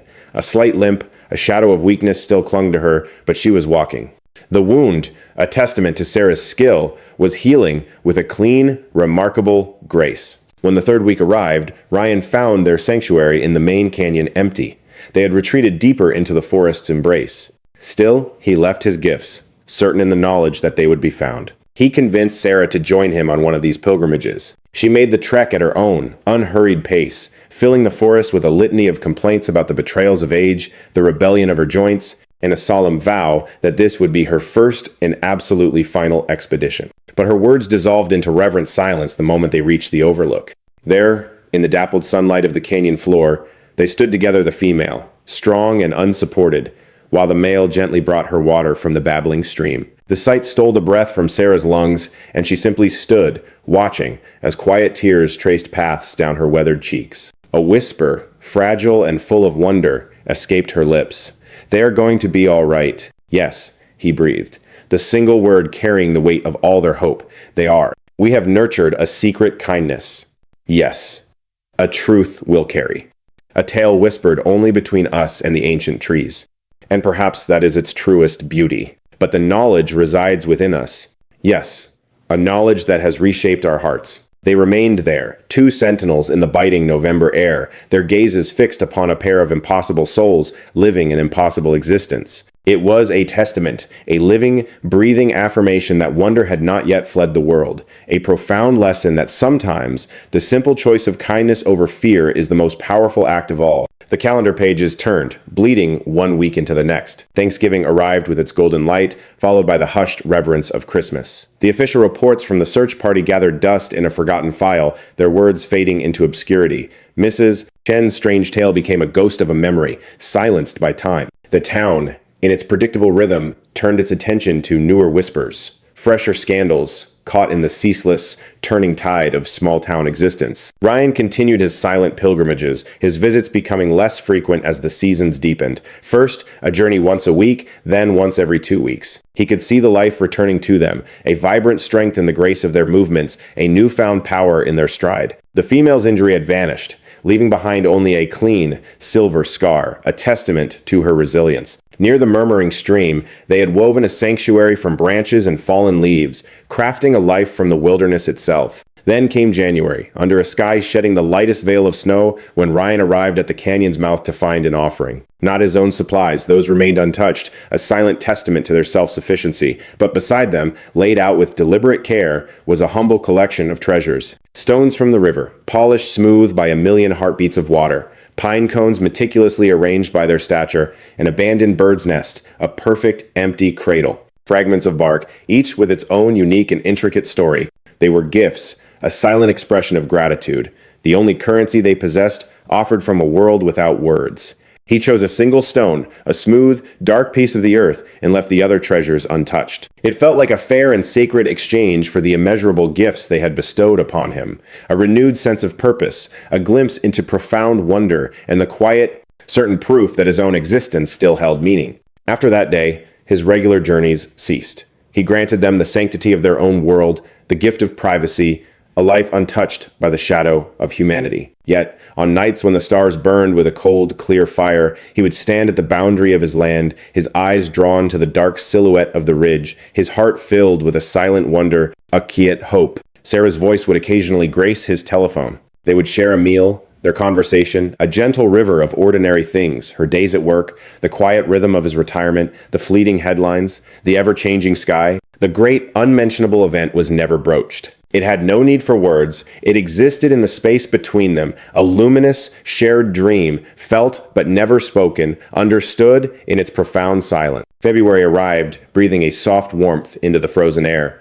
March followed, weeping gentle rains upon the waking earth. And then April, which painted the landscape with the first brave blossoms of wildflowers. And then, on a Tuesday morning, as April was nearing its full, vibrant bloom, Ryan awoke to a startling discovery etched into the soft earth of his yard, a trail of footprints. They were immense tracks, impossibly large, charting a path from the deep woods to the very steps of his porch and then back into the trees. And there, placed with deliberate reverence upon the weathered wood where his eyes would surely find it, rested another stone from the river. This one was unlike the others, darker, with a surprising weight, and bearing a perfect, natural window worn through its heart by the patient hands of water and time. Ryan lifted the stone, its coolness a stark contrast to the growing warmth of his hand. He raised it to the nascent morning light, and through its smooth, circular opening, the world was framed anew, a perfect vision of the forest, the endless sky, the whole of his world. It felt like a message, a quiet reminder sent from another realm,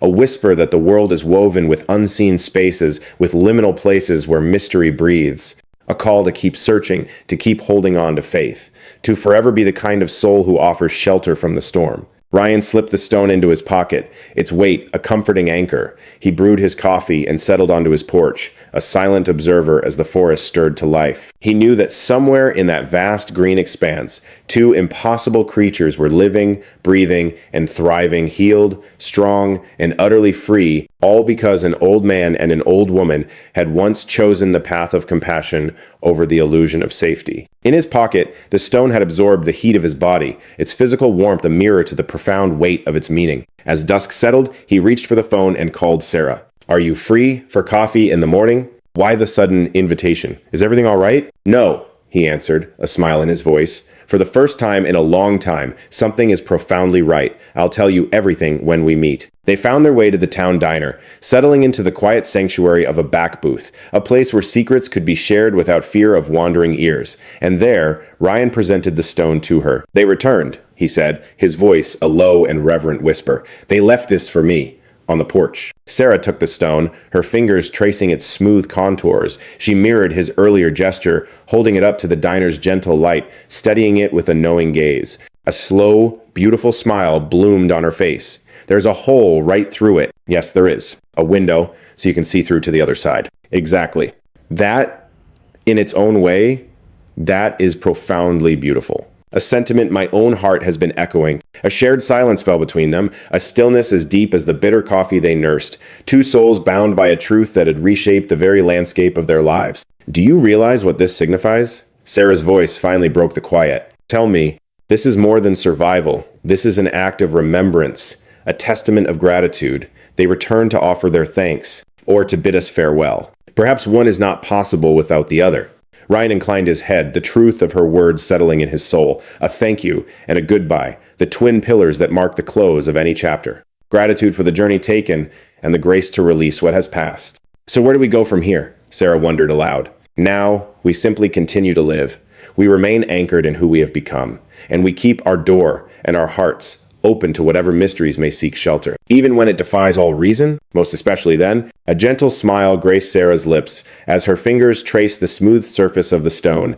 "That is a life I can embrace." They lingered over the last of their coffee, their conversation drifting to the mundane currents of everyday life, a gentle pretense for a world that remained blissfully unaware of the veils they had pierced and the profound testament they had become to courage and compassion. Beyond the diner window, the sun bled across the horizon, painting the close of another seemingly ordinary day, as the great wheel of the world continued its silent, ceaseless turn. And deep within the whispering woods, a pair of impossible souls endured, secluded yet undeniably real, a living, breathing enigma, a testament to the truth that the universe holds wonders far beyond our waking philosophies. As twilight deepened into a velvet dark, Ryan steered his truck homeward, the stone on his dashboard capturing fleeting glimmers from passing streetlights, his thoughts, a constellation of the creatures, his beloved Ellen, and the unforeseen path that had led him here. His cabin appeared nestled in its hollow, a small, quiet shape that seemed to slumber with the land, but it was no longer a place of emptiness. Some places are vessels for memory,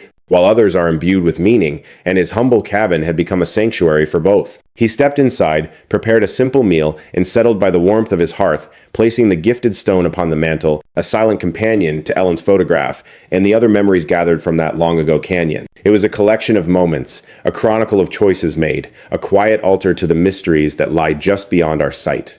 That night, sleep came to Ryan as a welcome friend, deeper and more restorative than any he had known in years, not of dreams, but of a profound and gentle darkness, a space of pure rest and untroubled peace. When morning came, the world was at once unchanged and utterly transformed. The sun crested the ridge, the birds wove their songs into the air, and the great green forest took a long, slow breath. And somewhere in its heart, two beings born of impossibility continued their hidden existence, their souls forever imprinted with the memory of two mortals who chose compassion over fear and proved that mercy is not a thing of the mind, but a pure and simple act of the heart. For most, this is where the tale would draw to a close, a satisfying conclusion where the mystery is preserved, the lessons are learned, and all are left enriched by the experience. But the currents of life rarely flow in such a straight and predictable channel. For it was 3 weeks after the stone appeared on his porch that a call from Sarah shattered the stillness of 2 o'clock in the morning, her voice fractured by tears. "Turn on the news, Ryan," she pleaded. "Channel 7. Right now." With trembling hands, Ryan fumbled for the remote, his heart pounding as he found Channel 7, and his eyes fell upon the stark, scrolling banner of a breaking news alert. Unidentified creatures sighted in National Forest. Beneath the article, a trembling window into a stolen moment, the unsteady footage from a cell phone's lens. A lone soul, hiking at the blush of dawn, had witnessed a crossing on a distant ridge and captured its ghost. The image was a whisper of grain and distance, a phantom that could have been anything. But Ryan's heart recognized the hallowed canyon, knew the silhouette of the ridge, and saw the two figures moving like spirits through the morning mist. The creatures. The sacred secret of his heart. "Oh, dear God," he breathed. The words a fragile prayer against the encroaching world. It's a wildfire across the web. Sarah's voice was a strained thread. It's reached 50,000 views already. They're calling it definitive proof. They're calling it Bigfoot. They're calling for expeditions, for search parties, for teams meant to capture. "Damn it all," he whispered. "Damn it all." "Ryan," she pleaded, her voice an echo of his own terror. "What do we do?" He sat there, the remote, a cold, dead weight in his hand, his eyes locked on the looping vision. The male and female, visible for a fleeting 5 seconds, crossing a stretch of open ground before melting back into the sanctuary of the trees. It was a truth clear enough to ignite 1,000 questions, yet vague enough to leave the soul in doubt. "Nothing," Ryan said at last, the word landing with the finality of a stone. "Nothing?" The word was a sharp, disbelieving echo from her end of the line. "We become ghosts. We offer no confirmation, no denial. We recede into silence. Let the experts debate in their sterile rooms. Let the hunters of myth search the shadows. They will find nothing. The creatures are woven from the wisdom of this place. They will know to disappear." "Are you truly so certain of that?" she asked, her voice laced with fragile hope. "No. But what other path is left to us? We cannot draw a map to their sanctuary. We cannot lead the curious and the cruel to their door. All we have is our silence, and a prayer that their ancient instincts are a strong enough shield." A long silence unfurled across the line, heavy with unspoken sorrow. Then, her voice, barely a whisper, "My heart aches with the wrongness of this." "And mine as well," he confessed, the admission a weight upon his own soul. "We gave them a second chance at life. And now, it feels as though we've only led the world to their doorstep." Perhaps. Or perhaps the forest is a greater guardian than we are. It is a vast and deep kingdom, with a million places to hide a secret. That sentiment brings me little comfort. "I know," he said softly. For another hour they remained connected by that fragile line, two silent sentinels watching the story catch fire and spread. By morning's first light, it was a conflagration, with every major outlet fanning the flames. Definitive proof? Some headlines screamed, while others countered with a cynical, "An elaborate hoax?" The gears of the world began to turn. Scientists were dispatched, search teams marshaled. The forest, which had rested for months in a deep and forgotten peace, was suddenly thrown under the harsh glare of a global spotlight. From the quiet solitude of his cabin, Ryan watched the invasion unfold. Sleep became a distant country, and food a forgotten ritual. There was only the watching, the worrying, and the whispering of prayers to gods in whom he no longer believed. 3 days into the ceaseless storm of media attention, a sharp knock on his door shattered the silence. It was not them. It was a woman, perhaps in her mid-50s, dressed in the khaki uniform of the field, a collection of cameras hanging from her neck like trophies. Behind her, a news van stood like a mechanical beast of prey, its satellite dish aimed at the sky. "Ryan Davis?" she asked, her voice crisp with purpose. "Yes," he answered, the single word feeling like a concession. "I am Jennifer Scott, a cryptozoologist and documentarian. I'm here investigating the recent sighting. I'm told you reside in these woods. Have you witnessed anything unusual?" Ryan kept his expression a placid, unreadable lake. "Besides the legion of people now trampling through this forest? No. Mr. Davis," she pressed, her tone earnest. "I have compelling reason to believe we are on the verge of discovering a breeding population of an unknown primate species. Anything you may have seen, anything at all, could be of monumental importance to science." "I have made my home here for 3 years," he said, his voice deliberately flat. "I have seen the deer and the bears. That is the extent of it. Nothing on a grander scale? Nothing that moved with a different kind of grace? Ma'am, the weight of my 63 years rests upon these weary knees, and my eyesight has grown dim with the passing of time. The world just before me is often a blur. If you're seeking proof of legends that walk in the shadows, that is a journey you must undertake on your own." Jennifer Scott's eyes searched his face, looking for a fissure in the calm facade. He met her gaze with a profound stillness, a quiet strength forged over 40 years of facing the unspeakable. "Very well," she conceded at last, her voice a soft surrender. "But should your eyes happen to witness something extraordinary, this card holds a promise. There is a $10,000 reward for any credible information that leads to a photograph." Ryan's fingers closed around the small card, though his gaze never left her. "I will certainly keep that in mind," he said. The words, "a hollow shield for the truth." And then she was gone, her news van a fading echo down the mountain road. Silence, ancient and profound, rushed back in to reclaim its domain.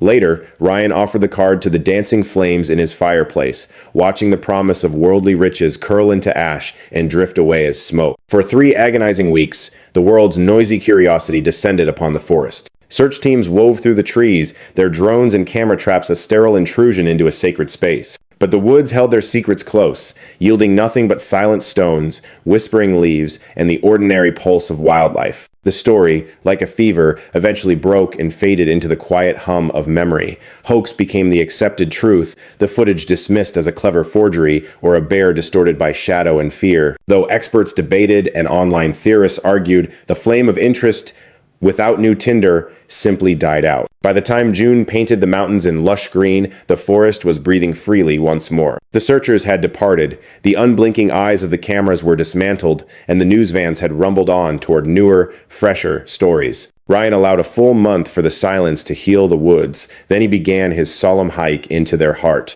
The canyon held a sacred emptiness, not abandoned, but recently departed, with subtle signs of a life that had just moved on. The creatures were gone, having sought refuge in a deeper, safer wildness. He left the supplies all the same, a quiet offering of faith. With them, he placed a note, his words inscribed on waterproof paper, a message of hope cast into a sea of trees.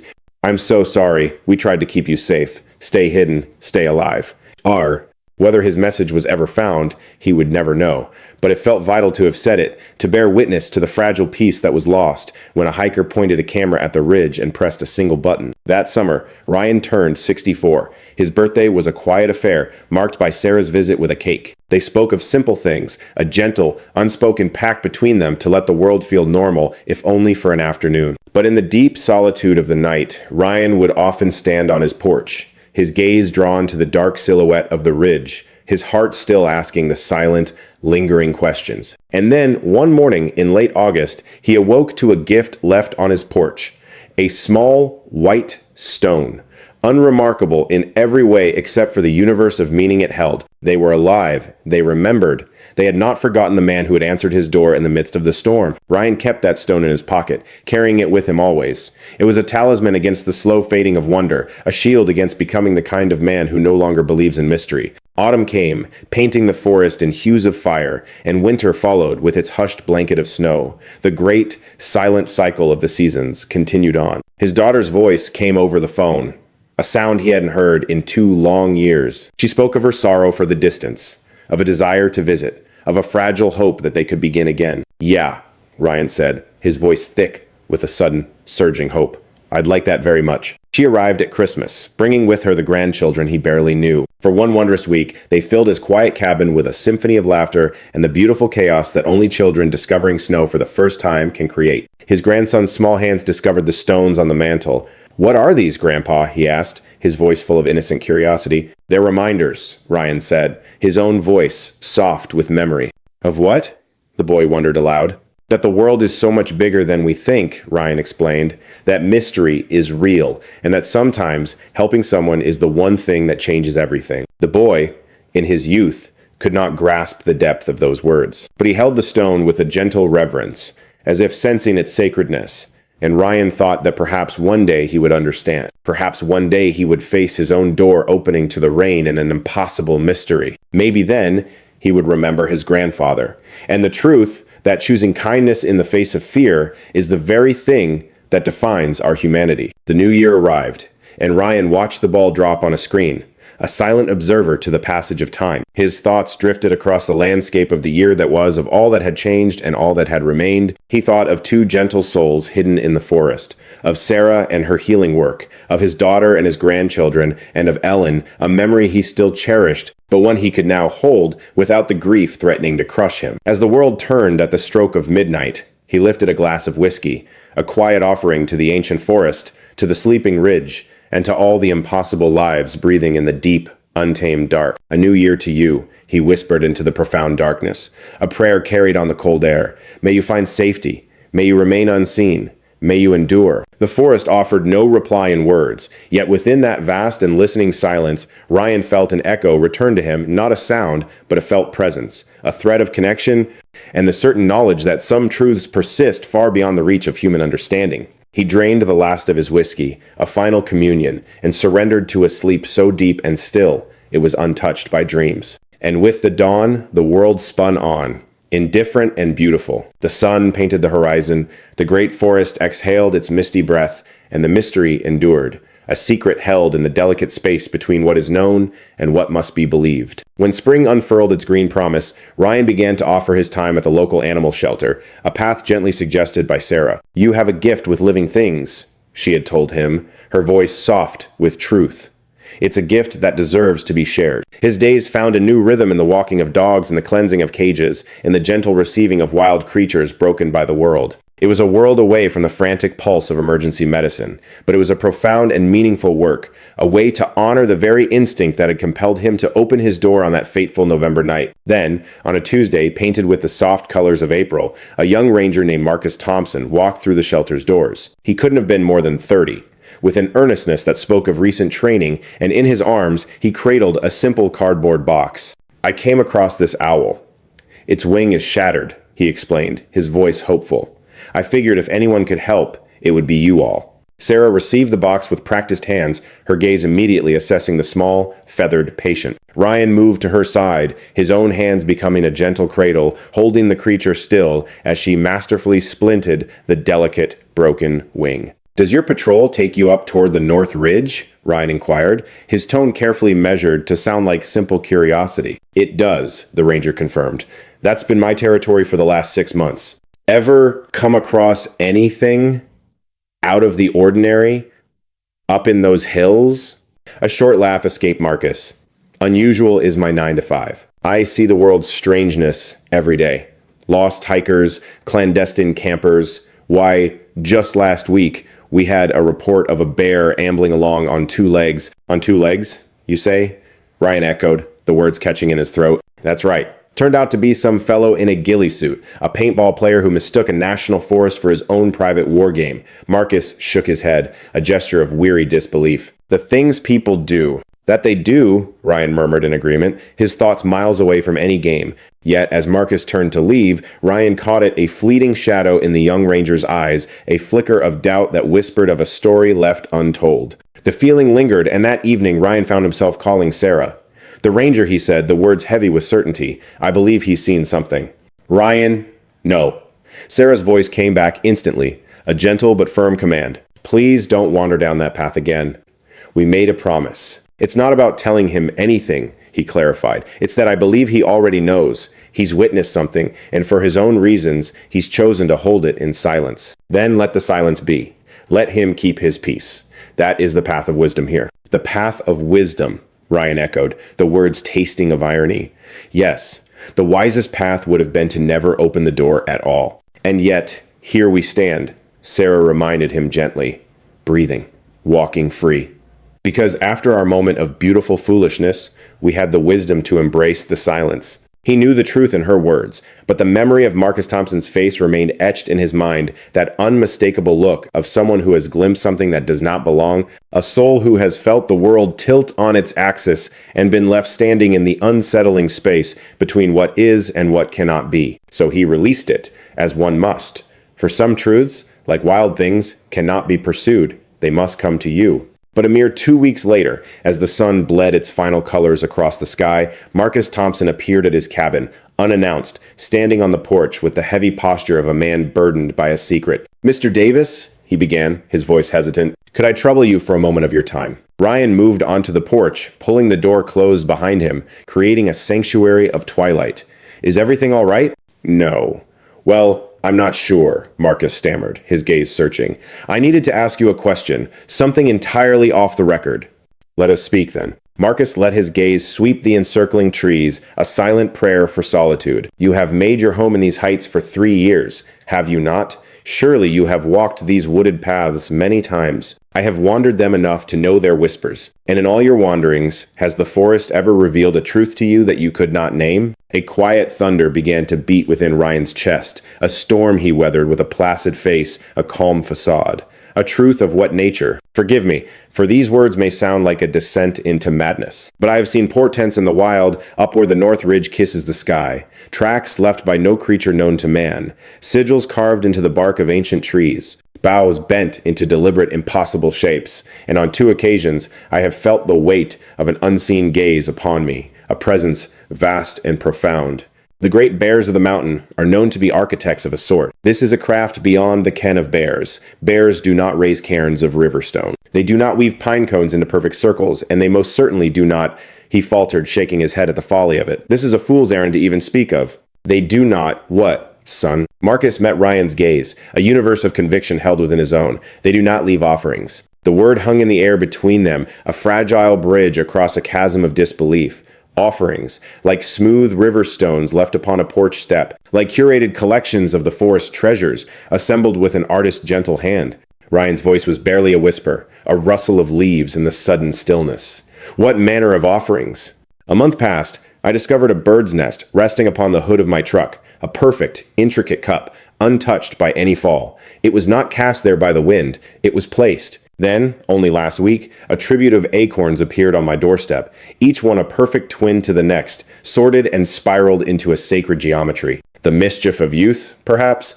Local teenagers playing their woodland games? Here, in the heart of the national forest? 20 miles of wilderness from the nearest glimmer of town? At my own station, a fortress bolted against the night?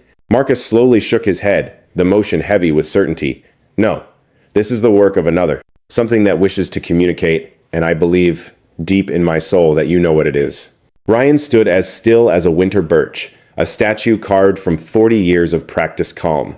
But this tremor was different. This was a man of the law, a ranger with authority, with resources, with the power to summon a legion of searchers to shatter this sacred peace. And what has led you to believe that I hold the key to this particular mystery? Because 3 months ago, I stumbled upon a hidden cache near the sheer walls of the Box Canyon on that same North Ridge. A trove of medical provisions, sustenance, and aids for healing. All of it fresh, a testament to regular pilgrimage. So I consulted the ledgers, the trail logs, and only one name appeared, time and again, a recurring verse in the mountain's song. This mountain welcomes many wandering souls. There is a path, Marcus interjected, his voice gentle but firm, a ghost of a trail, nearly invisible to the uninitiated eye. It winds from the forgotten logging road that borders your land, a direct artery to the heart of that canyon. I followed its thread back to its source. It ends at your fence line. Silence became Ryan's shield. Behind it, his mind was a whirlwind of calculations, a desperate attempt to measure the depth of Marcus's knowledge, to distinguish what was known from what was merely surmised, and to foresee the path this young man would walk with such a heavy truth. I have not come to bring turmoil, Marcus vowed, his voice soft with sincerity. I will not file a report. I will not summon the curious. I seek only a reassurance that my own mind has not betrayed me. I must understand the sacred thing I am protecting out there. And what if I were to tell you, there is nothing here that needs your protection, nothing but the silent sentinels of the trees, the ancient patience of the stones, and the common creatures of the wood? Then I would have to believe you were weaving a falsehood, and my heart would ache to understand the reason why. Their gazes met and held across the silent air, the young guardian of the forest and the old keeper of secrets. Two souls standing on opposing shores of a truth too profound and fragile for the spoken word. At last, the stillness broke as Ryan yielded to a decision. Come into my home, I will make coffee, and we shall speak. Marcus crossed the threshold, following him into the heart of the cabin. He took a seat at the humble kitchen table as Ryan set a kettle of water to boil. The only sounds were the low, steady hum of the time-worn refrigerator, a faithful heart beating in the corner, and the mournful sigh of the wind as it combed through the pines beyond the glass. Ryan poured the dark, steaming brew into 2 waiting cups. He sat opposite Marcus, the table, a small island between them, and searched the quiet chambers of his mind for the first word of a story that had never been told. The story I am about to share with you must be bound to this room, to this moment, he began, his voice a solemn oath. It cannot be spoken to your superiors, nor shared with your comrades. It must not find its way into the digital ether, nor be whispered to a lover or mentioned in a tavern. Do you comprehend the weight of this silence? I do. My words are not spoken lightly, for the very pulse of life depends upon this conversation, and not just my own, but that of others. If your silence cannot be a fortress, I must know now, before another word is uttered. A newfound gravity settled upon Marcus, his posture straightening as if to bear a sudden weight. My word is a vault. Ryan's gaze lingered, searching the landscape of the other man's face. He found not just sincerity, but a deep-seated yearning for truth, and in that yearning, a reflection of his own younger self, a soul who would unhesitatingly cast aside the rulebook for the sake of compassion. It began last November. Ryan's voice was a low murmur, with a summons at my door, brought by the weeping of the sky. And so the story unfolded, a thread of truth woven with careful omissions. He spoke not of Sarah, and the map of the woods in his telling remained uncharted, yet he shared the heart of it all, the desperate plea of a male being, the fading life of his mate consumed by sickness, the pivotal choice to embrace mercy over fear, the long weeks of recovery, and the final, necessary retreat into the deeper green sanctum, away from the clamor of a curious world. Marcus was a statue of attention, his silence absolute. The coffee in his hands grew cold, a forgotten vessel, as his features became a stage upon which a storm of emotions played out, a dance of disbelief, a dawn of wonder, a shadow of fear, and at last, the quiet light of acceptance. When Ryan's voice fell away, the silence that rushed in to fill the cabin was profound, heavy with the weight of a world remade. So the legends are true, Marcus breathed, the words barely a whisper. Bigfoot, Sasquatch, whatever name we have given them, they walk this earth. I cannot give them a name from a textbook, for I am no man of science. I only know the truth of my own eyes, that they draw breath, that a keen intelligence shines within them, and that they have earned the right to their own solitude. And how many souls have you seen? My own eyes have rested upon 2, but the heart of this forest is vast and deep. I am certain there are others, hidden in the places where human feet have never trod. And all this time, you have been their guardian, their lifeline, a solitary shield against the world. A heart that witnesses a need is compelled to answer. Marcus rose, drawn to the window as if by an unseen hand, his gaze lost in the encroaching twilight of the woods. I chose this life, he said, his voice resonating with old conviction out of a love for this wild earth, to be its warden, to preserve its sanctity from the hands that would scar it. He turned, his eyes finding Ryan's. But I never imagined my duty would be to shelter a part of the wilderness from those who would extinguish it simply for the crime of being unknown. And yet, that is the duty you will now accept? Yes, that is precisely what I will do. Marcus returned from the window, his purpose solidifying with each step.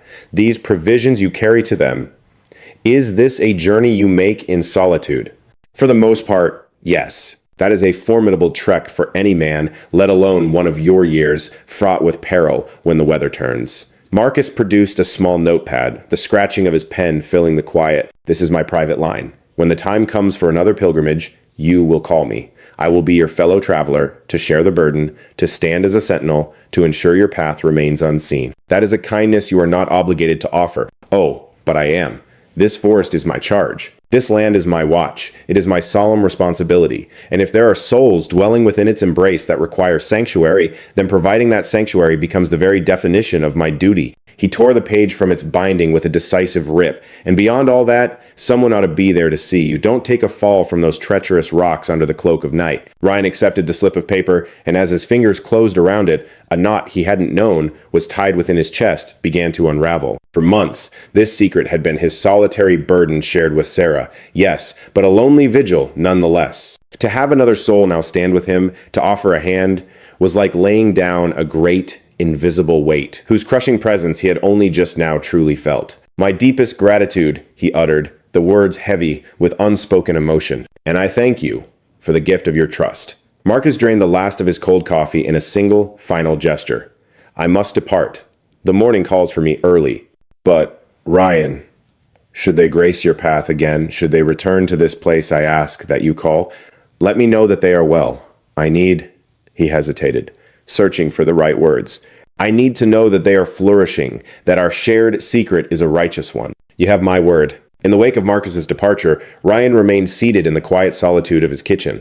The last embers of daylight had faded, and a profound darkness now pressed against the glass panes. His thoughts drifted back to the ranger's expression as the tale was told, the pure, unvarnished wonder and the instantaneous resolve to lend his strength to the cause. Perhaps humanity was not a lost cause after all. Perhaps, in the quiet corners of the world, there were still souls enough who would choose the difficult path of righteousness over the simple road of indifference. Those who would stand as guardians of a great mystery rather than become its exploiters. With this newfound hope warming him, he reached for the phone and called Sarah, letting the story of his meeting with Marcus pour out. You confided in an agent of the federal government. Her response was a stark, unadorned statement of fact. The truth had already found him. I merely filled the vessel. And what becomes of us if this trust is a river that flows to a wider sea? His loyalty is a fortress. He will not falter. And you trust in this with all your heart? Not with certainty, but with a conviction that settles deep within my soul. A soft exhale escaped Sarah's lips, a gentle surrender to the fortress of his will. So be it. If this path leads to ruin, then let us walk it arm in arm. What is one more soul to witness our beautiful madness? His heart does not see madness in us. It sees a truth, and he has chosen to believe. And in that belief, perhaps, lies the truest form of insanity. A laugh, like a long-lost melody, finally broke free from Ryan's chest. Yes, you are probably right. For another hour, their words wove a tapestry of conversation, threads of the mundane intertwined with the profound weight of their shared secret, speaking of a world remade since that November night, a waking dream that felt both impossibly ethereal and more tangible than any reality they had ever known. Do you ever regret it? Sarah's voice was a soft inquiry. Opening that door to another world? Ryan fell silent, letting his mind journey back through the labyrinth of days that followed, the chilling touch of fear, the bone-deep exhaustion, the ceaseless current of worry, the glaring eye of the world, the crushing gravity of the secrets, and the sacred burden of shielding a miracle too fragile for this world. "No," he breathed, the word a quiet, unshakable truth, not for a single heartbeat. My soul echoes that sentiment completely, even with all the beautiful chaos it has brought into our lives, especially because of the chaos. Do you remember my life before this? It was a pale watercolor of existence. A quiet rhythm of days, of mending the small hurts of dogs and cats, only to return to an empty home, a silent waiting room for the end. But now I am woven into the fabric of something magnificent. Something vital, something profoundly real. A story whispered only between us and the trees. And are not the most precious treasures the ones hidden from the world? When their call concluded, Ryan sought solace on his porch, a glass of amber whiskey, his companion, beneath a canopy of stars that listened to the deep, rhythmic breath of the forest, as moonlight found the river stones on his mantle, bestowing upon them a soft, silvered glow. His existence had become a tapestry of intricate, perilous threads, yet Sarah's words resonated with an undeniable truth.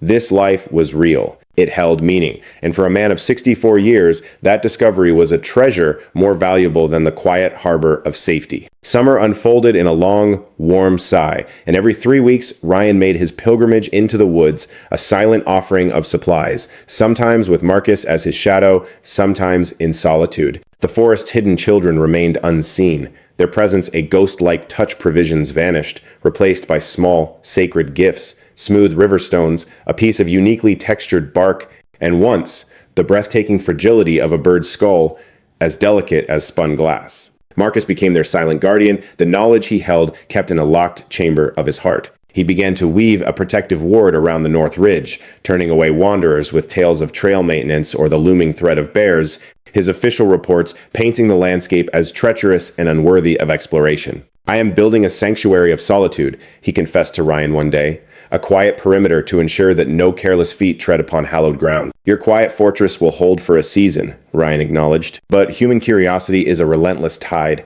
and one day, someone will choose to ignore the warnings. And when that day comes, we will face it together.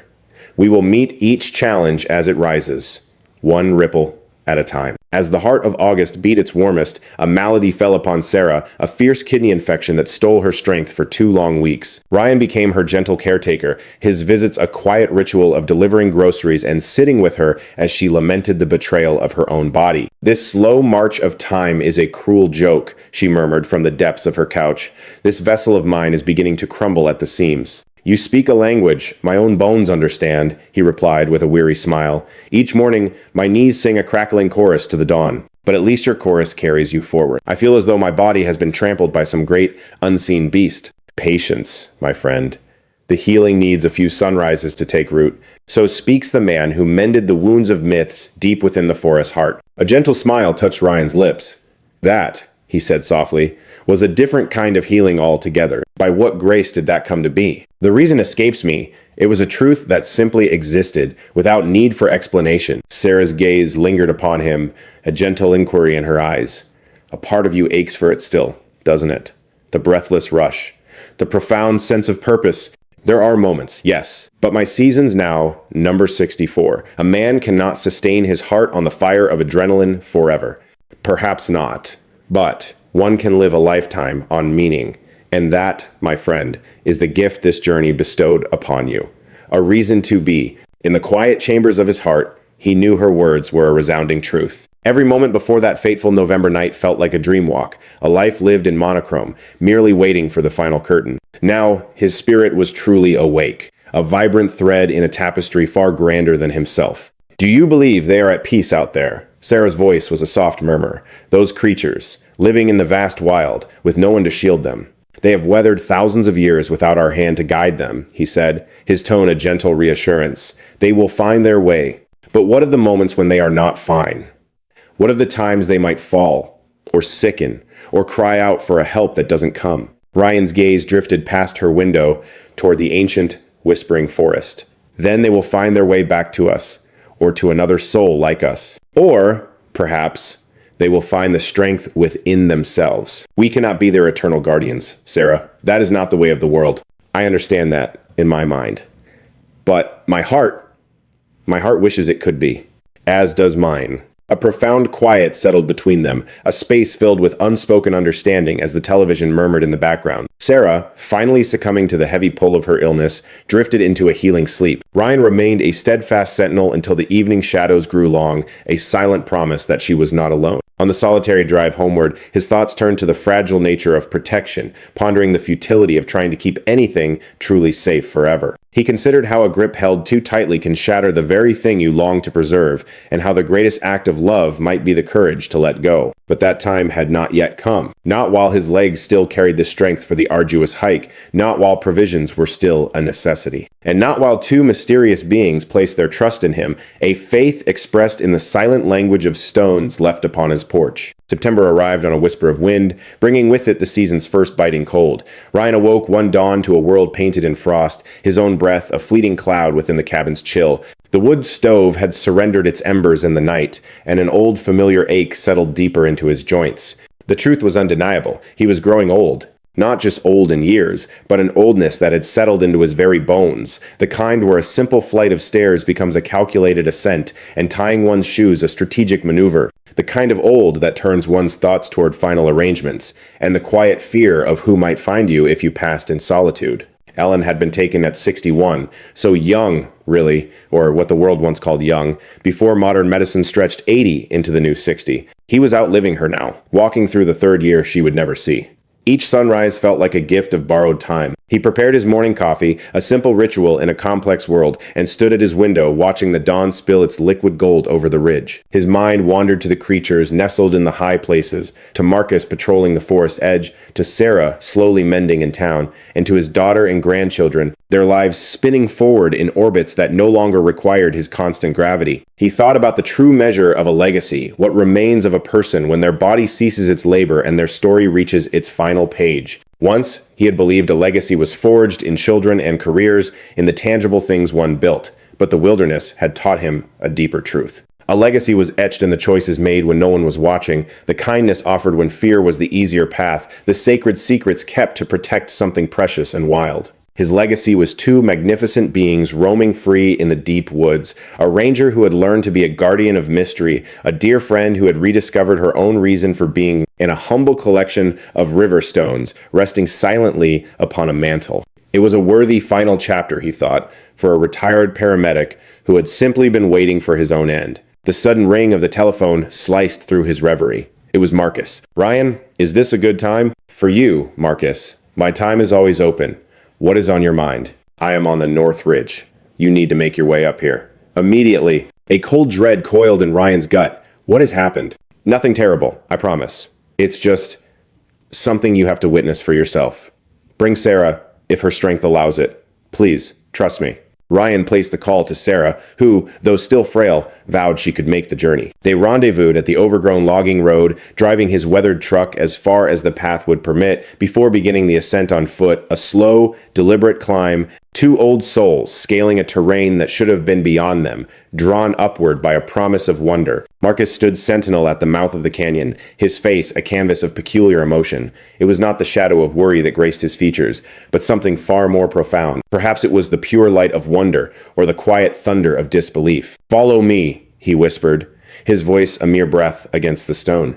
"Tread with care. Let us not disturb the silence." He guided them to a precipice of rock that hung like a balcony over the vast canyon floor, and with a silent, reverent gesture, he invited their gaze downward. And there, bathed in the tender glow of the morning sun, a family of 6 revealed themselves. Among them were the very male and female whose lives Ryan had once preserved.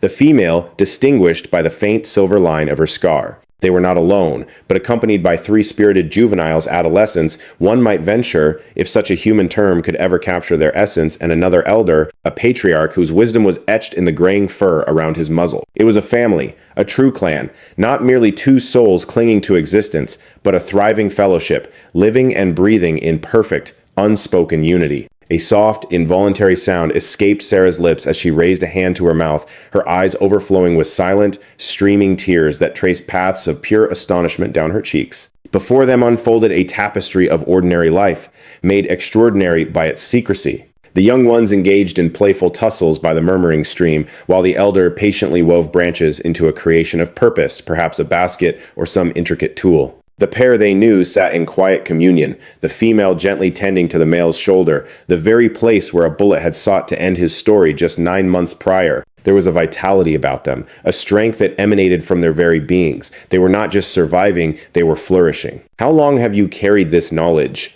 Ryan's voice was a low whisper, directed at Marcus. "I stumbled upon this sanctuary 3 days past," Marcus confessed. "I've done nothing but watch since, chronicling their ways, filling this book with notes. No cameras, I promise you. Only my eyes." He produced a small, worn notebook. "They possess a profound sophistication. They craft tools, speak in a language of gestures and calls, and live within a structured society with shared responsibilities.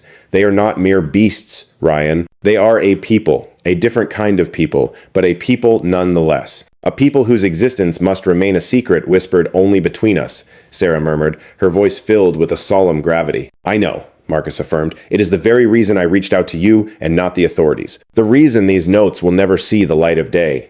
It is the reason." His hand swept out, encompassing the tranquil scene below. "The reason we must become the guardians of this place, at any and all cost." For the space of an hour, they remained silent witnesses to a world apart. They watched the young ones learn the patient art of fishing in the shimmering stream under the gentle tutelage of their elders. They watched the artisan weave its intricate basket as others dutifully gathered the necessary reeds. They watched a civilization breathe and thrive in the sacred space between the edge of our world and the heart of the wild. At last, they retreated from that hallowed ground, moving with the careful quiet of ghosts, leaving behind not so much as a footprint to betray their presence. Back at the truck, a profound silence settled over them, for what words could possibly hold the weight of what they had seen? They had just borne witness to a truth that unraveled the very fabric of their understanding, irrefutable proof that consciousness was not ours alone, that society could blossom in forms we never imagined, and that the world's deepest mysteries were not relics of the past, but living, breathing wonders hidden in the earth's secret corners. This knowledge can never leave this circle. Sarah finally broke the silence. It's not only for their preservation, but for our own. Can you imagine the chaos if this were ever revealed? The blinding flash of the media, the cold curiosity of science, the heavy hand of the government.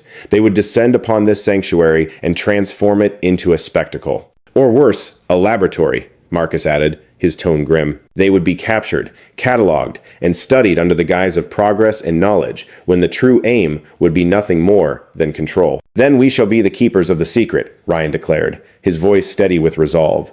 No matter the years it demands, no matter the personal cost, we will keep them safe. I stand with you, Marcus said, his voice unwavering. And I as well, Sarah echoed, her own voice finding its strength. A silent pact was sealed with a handshake. Three souls intertwined, bound together by a sacred truth that must forever remain unspoken. Three guardians who had chosen the difficult path of what is right over the simple path of what is easy. The quiet duty of protection over the loud clamor of glory. The gentle grace of kindness over the sharp edge of curiosity. Ryan drove Sarah toward her home. The space between them filled not with emptiness, but with a silence heavy, with all that had yet to be processed, all that was still too immense to feel completely. At her doorstep, before the world reclaimed her, Sarah turned to face him. You were their salvation. That one night in November, you saved them, and from that single act of grace, look what has blossomed. They found their kin. They forged a family. They are not merely enduring, Ryan. They are truly living. We were their salvation, he corrected gently. You and I, together. And now Marcus stands with us, a guardian to ensure they remain safe. But the first ripple began with you, with the simple, profound act of opening your door. Ryan let her words settle in his heart, pondering the choice born not of thought, but of pure instinct. He considered how a single, fleeting moment of compassion had sent ripples out into the world, creating a wave of consequence so beautiful and vast he could never have fathomed it. It was a confluence of fortune, he said softly. Fortune that they found their way to me. Fortune that you were there to help. Fortune that Marcus is a man of integrity. It was all a gift of chance. Perhaps, she mused. Or perhaps the universe entrusts its most fragile miracles to the people it knows have the strength to protect them. She squeezed his hand, her touch conveying a world of gratitude. Thank you, Ryan. For being the kind of soul who opens doors to the lost. For being a heart that chooses to help. For reminding me that such goodness still walks this earth. She slipped from the car, her steps slow and deliberate as her body continued to mend. At her threshold, she turned, a silent wave, a promise, and a farewell. And from the quiet of his truck, Ryan returned it. He journeyed homeward as the afternoon sun cast long, golden shadows, a profound gravity settling deep within his very marrow, not a burden, but a blessing, the hallowed weight of a duty embraced with an open heart. That evening, he lingered on his porch, a sentinel beneath a canopy of stars, his gaze fixed upon the distant ridge where 6 impossible souls carved out their existence, his thoughts drifting to Ellen, imagining her voice in the quiet, a gentle scolding about his sanity, a truth he couldn't deny, yet beneath it all, a current of unmistakable pride. We are tending to something sacred, he whispered, the words a quiet offering to her memory, to the ancient woods, to any spirit that might be listening. We are their guardians. In the end, that is the only thing that truly mattered. A breeze stirred the pines, its sighing voice almost a reply, a gentle affirmation from the wild.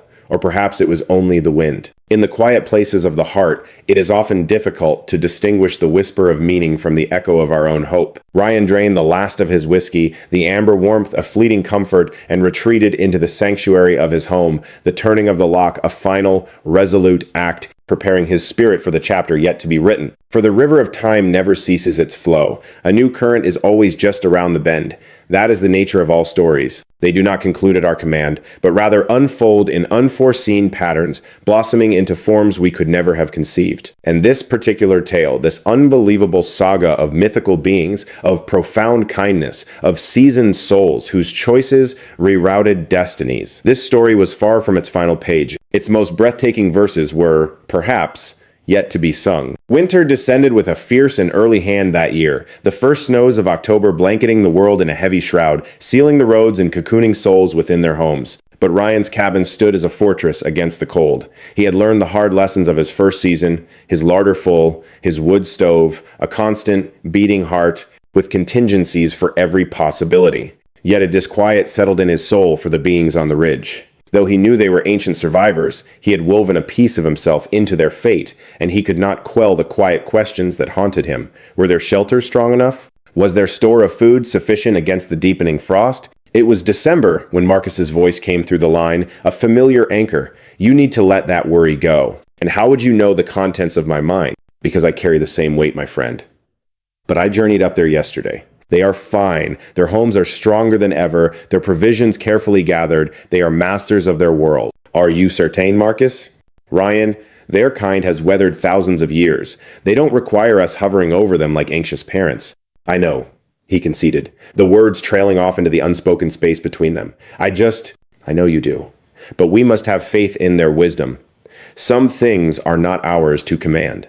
The truth in Marcus's words was undeniable. Yet, releasing one's grip has always required more strength than clinging tightly, a lesson his heart was slow to learn. Christmas arrived on a whisper of snow and laughter, his daughter returning with the bright-eyed wonder of his grandchildren. They draped his rustic cabin in strings of light and dustings of artificial snow, a glittering paradox that felt both beautifully out of place and perfectly right. And once again, his grandson discovered the collection of stones. You have more now, the boy observed, his small voice filled with awe. There must be 20 of them. That I do. The forest offers up its treasures when I walk among the trees. May I please have one? The word no nearly escaped his lips, for these were not mere stones. They were his sacred relics, a tangible link to a world beyond language, the quiet, unassailable proof that wonder still lived. But then, Sarah's wisdom echoed in his memory, a gentle reminder of legacy, of placing precious things into the hands of the future, of kindling the flame of wonder in the eyes of a child. Of course, he said, his voice soft with newfound purpose. Choose the one that speaks to you. The boy studied the collection with a profound seriousness, his small fingers finally selecting a gray stone pierced by a perfect, natural hole, a twin to the very first gift, a tiny portal for gazing into other worlds. This is the one, the boy declared with certainty. It holds magic inside. And what makes you so sure of that? I just feel it. You can look right through it, like it's a window, to a secret place. A knot formed in Ryan's throat, a wellspring of emotion. Yes, he managed to say, his voice thick with feeling. Yes, my boy, that's exactly what it is. In the deep hush of that night, long after the house had fallen silent, Ryan stood on his porch, a solitary witness to a world transformed. The forest lay draped in a seamless blanket of snow, and under the moon's ethereal glow, every surface was painted in liquid silver. It was a quietude so profound, a silence that only winter's heart can hold. And then, at the edge where the woods met the clearing, a form materialized from the deepest shadows, a silhouette, vast and still, its gaze fixed upon him. Ryan remained a statue of stillness, not a muscle twitching, not a sound escaping his lips. He simply held its gaze, returning the silent vigil. Slowly, the figure lifted a hand, a gesture not of greeting, but of profound acknowledgement, a wave that bridged the chasm between their two worlds. And Ryan, in turn, raised his own hand, a simple motion carrying the weight of a universe of understanding. In the next breath, the shape dissolved, melting back into the tapestry of darkness and timber and the soul of the winter night, as if it were nothing more than a phantom, a fleeting dream born of moonlight and solitude. But the dawn brought with it a tangible truth, resting on his porch floor, a new stone, impossibly warm to the touch against the biting cold. This one was the color of midnight, polished smooth and heavy with an ancient weight, its surface alive with crystalline flecks that captured and fractured the morning light. It was his grandson who discovered it, his voice a chime of pure delight. "Grandpa, look! It's another magic stone." "That it is, little one. That it is. But where do they come from, Grandpa?" Ryan lowered himself to meet the boy's gaze, a universe of gentle wisdom in his eyes. Do you want the story that's simple, or the one that's true? The true one, the boy whispered, his voice full of solemn wonder. They are offerings, Ryan began, his voice a low murmur. They come from a presence within these woods, a being of great spirit, sent to let us know that our act of kindness has not been forgotten. You mean, like a spirit of the forest? Something very much like that, yes. But do you really believe in them, Grandpa? The question settled in the air between them, and for a moment, Ryan pondered the delicate dance between belief and proof, the sacred space that exists between what we can know and what we dare to hope for. I believe the world holds more wonder than our minds can ever fully grasp, he said at last. I believe that in the wild, untamed places, there are truths that will never be captured on a printed page. And most of all, I believe that kindness is an echo that always returns, often in the most unexpected of whispers. He gently placed the stone in the boy's small hands. This one belongs to you now. Guard it well, and always remember the heart from which it came. I will, Grandpa. I promise. When the echoes of his family's departure faded and a familiar silence reclaimed the cabin, Ryan placed the midnight stone among its brethren. A collection of 21 now stood as silent testament. 21 gifts, 21 affirmations that the choice he made on that fateful November night was a righteous one. January arrived with a cruel, icy breath, bringing with it an illness that settled not in Ryan, but in Marcus. A vicious flu descended into the depths of pneumonia, confining him to a hospital bed for a full week. Ryan made the journey to see him twice, his offering simple but sincere, books to quiet the mind and strong, hot coffee from the town's only diner. I'm 32 years old, Marcus rasped from the sterile confines of his bed. You think you're made of iron at this age, but my body, it seems, had a different story to tell. Our bodies always have the final say, Ryan replied gently. They march to the beat of their own drum, but who's keeping an eye on the ridge? Who's watching over them while I'm trapped in this place? The ridge doesn't need a guardian right now, son. They are safe. But, Marcus, listen to me. Cease this struggle. The weight of the world is not yours to carry alone. This forest stood long before you were born, and it will stand long after you're gone. Grant yourself the grace to be unwell. Allow your body the peace it needs to heal. The creatures of the wild will endure. Marcus gave a slow, reluctant nod, but Ryan saw the conflict in his eyes. He understood that once a soul takes up a mantle of responsibility, setting it down, even for a moment, feels like a deep abandonment, a betrayal of a sacred trust, no matter what reason dictates. I'll make you a promise, Ryan said, his voice a comforting anchor. The moment you are back on your feet, you and I will make the journey up there together. We'll bring supplies, we'll check on our friends, and we'll set your mind at ease. Is that a deal? It's a deal.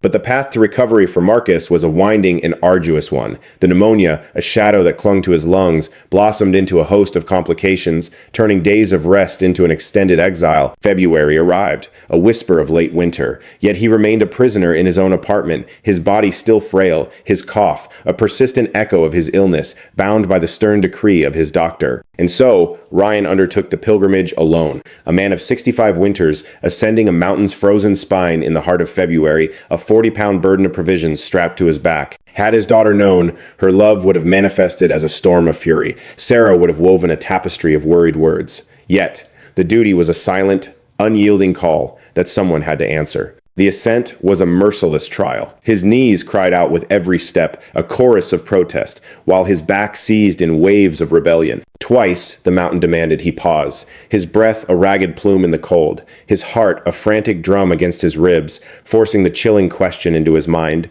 Was this the end? Was this the final chapter? To be frozen upon this lonely peak, a monument to his quest to aid beings who perhaps never sought his salvation. Yet his will proved stronger than the mountain's cruelty. He reached the sanctuary of the canyon, a lone figure against the snow, and left the precious cargo at the sacred, familiar place. And there, nestled in the quiet solitude, he discovered something had been left in return. It was not another stone, but something born of a different impulse, a piece of wood lovingly shaped by patient hands. The carving was rustic, yet every mark was a testament to purpose, a clear and resonant intention. It was the effigy of a bird caught in the breathless moment of flight, its wings outstretched to embrace the sky, its head aimed toward some unseen horizon. It was art. A profound and stunning revelation. They had created a thing of beauty, and they had left it there for him. Ryan cradled the small sculpture with a reverence reserved for holy things, his gaze tracing the intricate details. He saw how each feather was merely hinted at with delicate incisions, how the gentle arc of the beak was perfectly rendered, and how a living soul seemed to emerge from the interplay of wood, grain, and shadow. This was a truth that shattered all his previous understanding. They were not simply intelligent creatures. They were beings of creation.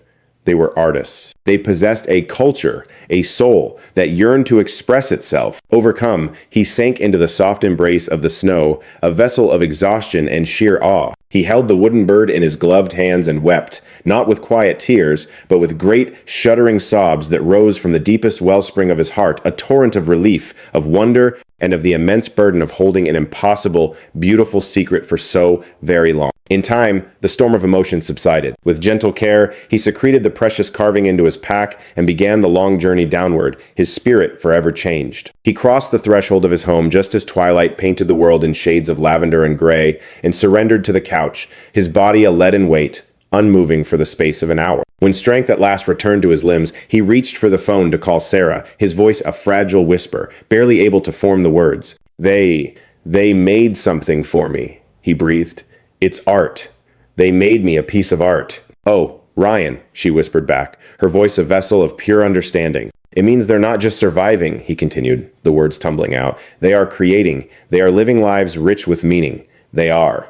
But the sentence remained unfinished, lost in a maelstrom of emotions too vast and tangled to name. You are the one who gave them that, Sarah said, her tone soft but certain. You opened a world for them, a chance to live those beautiful lives. We did it together, he corrected, his voice filled with gratitude. All right, we did, she conceded gently. But it was you who took the first step. You were the one who unlocked the door. The carved bird found its home upon the mantelpiece, taking its place among the silent stones. 21 stones and one bird in flight, a growing collection of impossible treasures offered by impossible beings who had slowly, carefully learned that the heart of some humans could be a place of trust. As March thawed the last of the winter snow, Marcus, too, found his strength renewed. His very first act of freedom was a call to Ryan, his voice clear and eager. The doctor has cleared me for light duty. Let's make that journey to the canyon. And so they went, side by side, and discovered the canyon was a tapestry of life, vibrant and thriving. The small family had weathered the winter's harsh embrace, all 6 of them now moving with health and vigor. The young ones had stretched toward maturity, and from a distance, it seemed the elder was imparting some ancient wisdom, perhaps the art of weaving, or the secrets of shaping tools. They are going to be all right, Marcus murmured, a sense of wonder in his voice. Even if we were never to return, they will truly be all right. Yes, Ryan agreed, the single word heavy with a universe of meaning. Then why? Marcus asked, his gaze fixed on the scene below. Does that truth bring a touch of sorrow to my heart? Because it is a fundamental human yearning to be needed, Ryan answered softly. We want to know that we matter. And to discover that something you cherish so deeply can flourish without you, well, that is a difficult and humbling truth to embrace. And yet, Marcus countered, a faint smile touching his lips. They continue to leave you these gifts. That they do, Ryan affirmed, his thoughts on the bird upon his mantle. So perhaps our significance to them is of a different kind, Marcus mused. Not as guardians, but as, what could it be? As friends? Perhaps, Ryan considered. Or perhaps we are simply living proof that kindness can exist within our species, a testament that not all of humanity arrives as a threat. They remained there, 2 silent observers, until the sun dipped below the horizon and painted the canyon in farewell hues of gold and purple. Then they turned for home, leaving behind their offerings of sustenance and carrying away nothing but the sacred memory of the moment. Spring arrived not as a gentle guest, but as a sudden, tempestuous force, unleashing a furious thaw that sent floodwaters raging through the land. From the sanctuary of his home, Ryan watched with a heart full of worry, yet he held an unshakable faith that the creatures possessed a wisdom of the earth that no human could ever claim. And his faith, it turned out, was a well-placed anchor. They had weathered the deluge, surely seeking the solace of higher ground, for when the waters finally retreated, Marcus's survey of the canyon found them returned, with new, silent offerings awaiting delicate carvings, stones polished by the current, and intricate mosaics of bark left as a testament to their resilience. They endured the storm far better than we, Marcus's voice conveyed over the phone, a note of reverence within it. We lost trails, a bridge was torn from its moorings, but they are whole. April's gentle breath carried with it Ryan's 65th birthday, an occasion Sarah honored with a small constellation of cherished souls, just herself, Marcus, and a few dear friends from town, their gathering made complete by the distant, disembodied chorus of his grandchildren singing over a speakerphone, their voices a perfectly imperfect and beautiful tribute. As he leaned over a simple store-bought cake, the glow of the candles illuminating a life well lived, he extinguished the tiny flames and sent a wish into the universe, the very same silent, fervent prayer he had offered every day since that fateful November 2 years prior. Let them be shielded from the eyes of the world. Let their existence remain a sacred secret. Let the breath of life continue to fill their lungs. Later, cloaked in the solitude of his porch, with the familiar warmth of his traditional birthday whiskey in hand, Ryan found himself contemplating the river of time, how swiftly the current of 2 years had flowed by, and how some things were irrevocably altered while the most important things remained unchanged. He was a man etched by time now, his steps slower, his strength a waning tide, his body a faithful vessel beginning to show the wear of its long voyage and the protest of his knees, the dimming of his sight, the chorus of clicks and pops from joints that sounded like an old house settling into its final foundation. And he knew a day would come when the climb would be a mountain he could no longer summit, a day when he could no longer offer his help. What would become of them then, when he was but a frail old man, unable to stand as their guardian? When the flesh failed, but the spirit remained a sharp, sorrowful witness to the profound connection he'd lost? He held no answers in the vast emptiness of the unknown. All that flickered there was the fragile flame of hope, a hope that another would rise to the occasion, that Marcus would carry the torch of their shared work, that the creatures, in their wisdom, might find other human souls worthy of their extraordinary trust. He prayed that this legacy, this sacred duty, would find a way to live on, long after he was gone. Upon his mantle, a sliver of moonlight found the carved bird, illuminating its eternal journey, its wings spread in a moment of perpetual, silent flight, forever soaring toward a destination it was never meant to reach. In that frozen effigy, he saw a reflection of them all, souls in constant motion towards something that remained just beyond their grasp. Perhaps it was peace, or a deeper understanding, or maybe just the simple, profound knowledge that they had done good work in the world while they still had the strength to do it. A happy birthday to you, old man, Ryan whispered, raising his glass not just to himself, but to the vast, listening darkness. And the ancient forest, the keeper of secrets far older than his own. The forest offered no reply in words, but in the profound stillness, Ryan felt a palpable echo, a thread of connection woven through the night, that specific, undeniable certainty that you are never truly alone, even in moments of perfect solitude. He drained the last of the amber liquid, a final communion with the night, and carried its peace with him indoors, where sleep welcomed him into a deep and boundless sky, filled with the silent, rhythmic beat of wings. The summer of Ryan's 65th year was a season of profound and welcome silence, the quietest he could ever recall. The cacophony of media circuses, the tramp of search parties, the prying eyes of cryptid hunters had all faded into memory, leaving only the gentle rhythm of ordinary people living ordinary lives, blissfully unaware of the 6 impossible miracles who lived and breathed in the world's hidden places. Marcus had ascended in his career, his domain and duties expanding, yet he skillfully kept the North Ridge clutched within his jurisdiction, becoming a more powerful guardian, artfully steering people away with carefully crafted fictions of bear-infested woods and treacherous,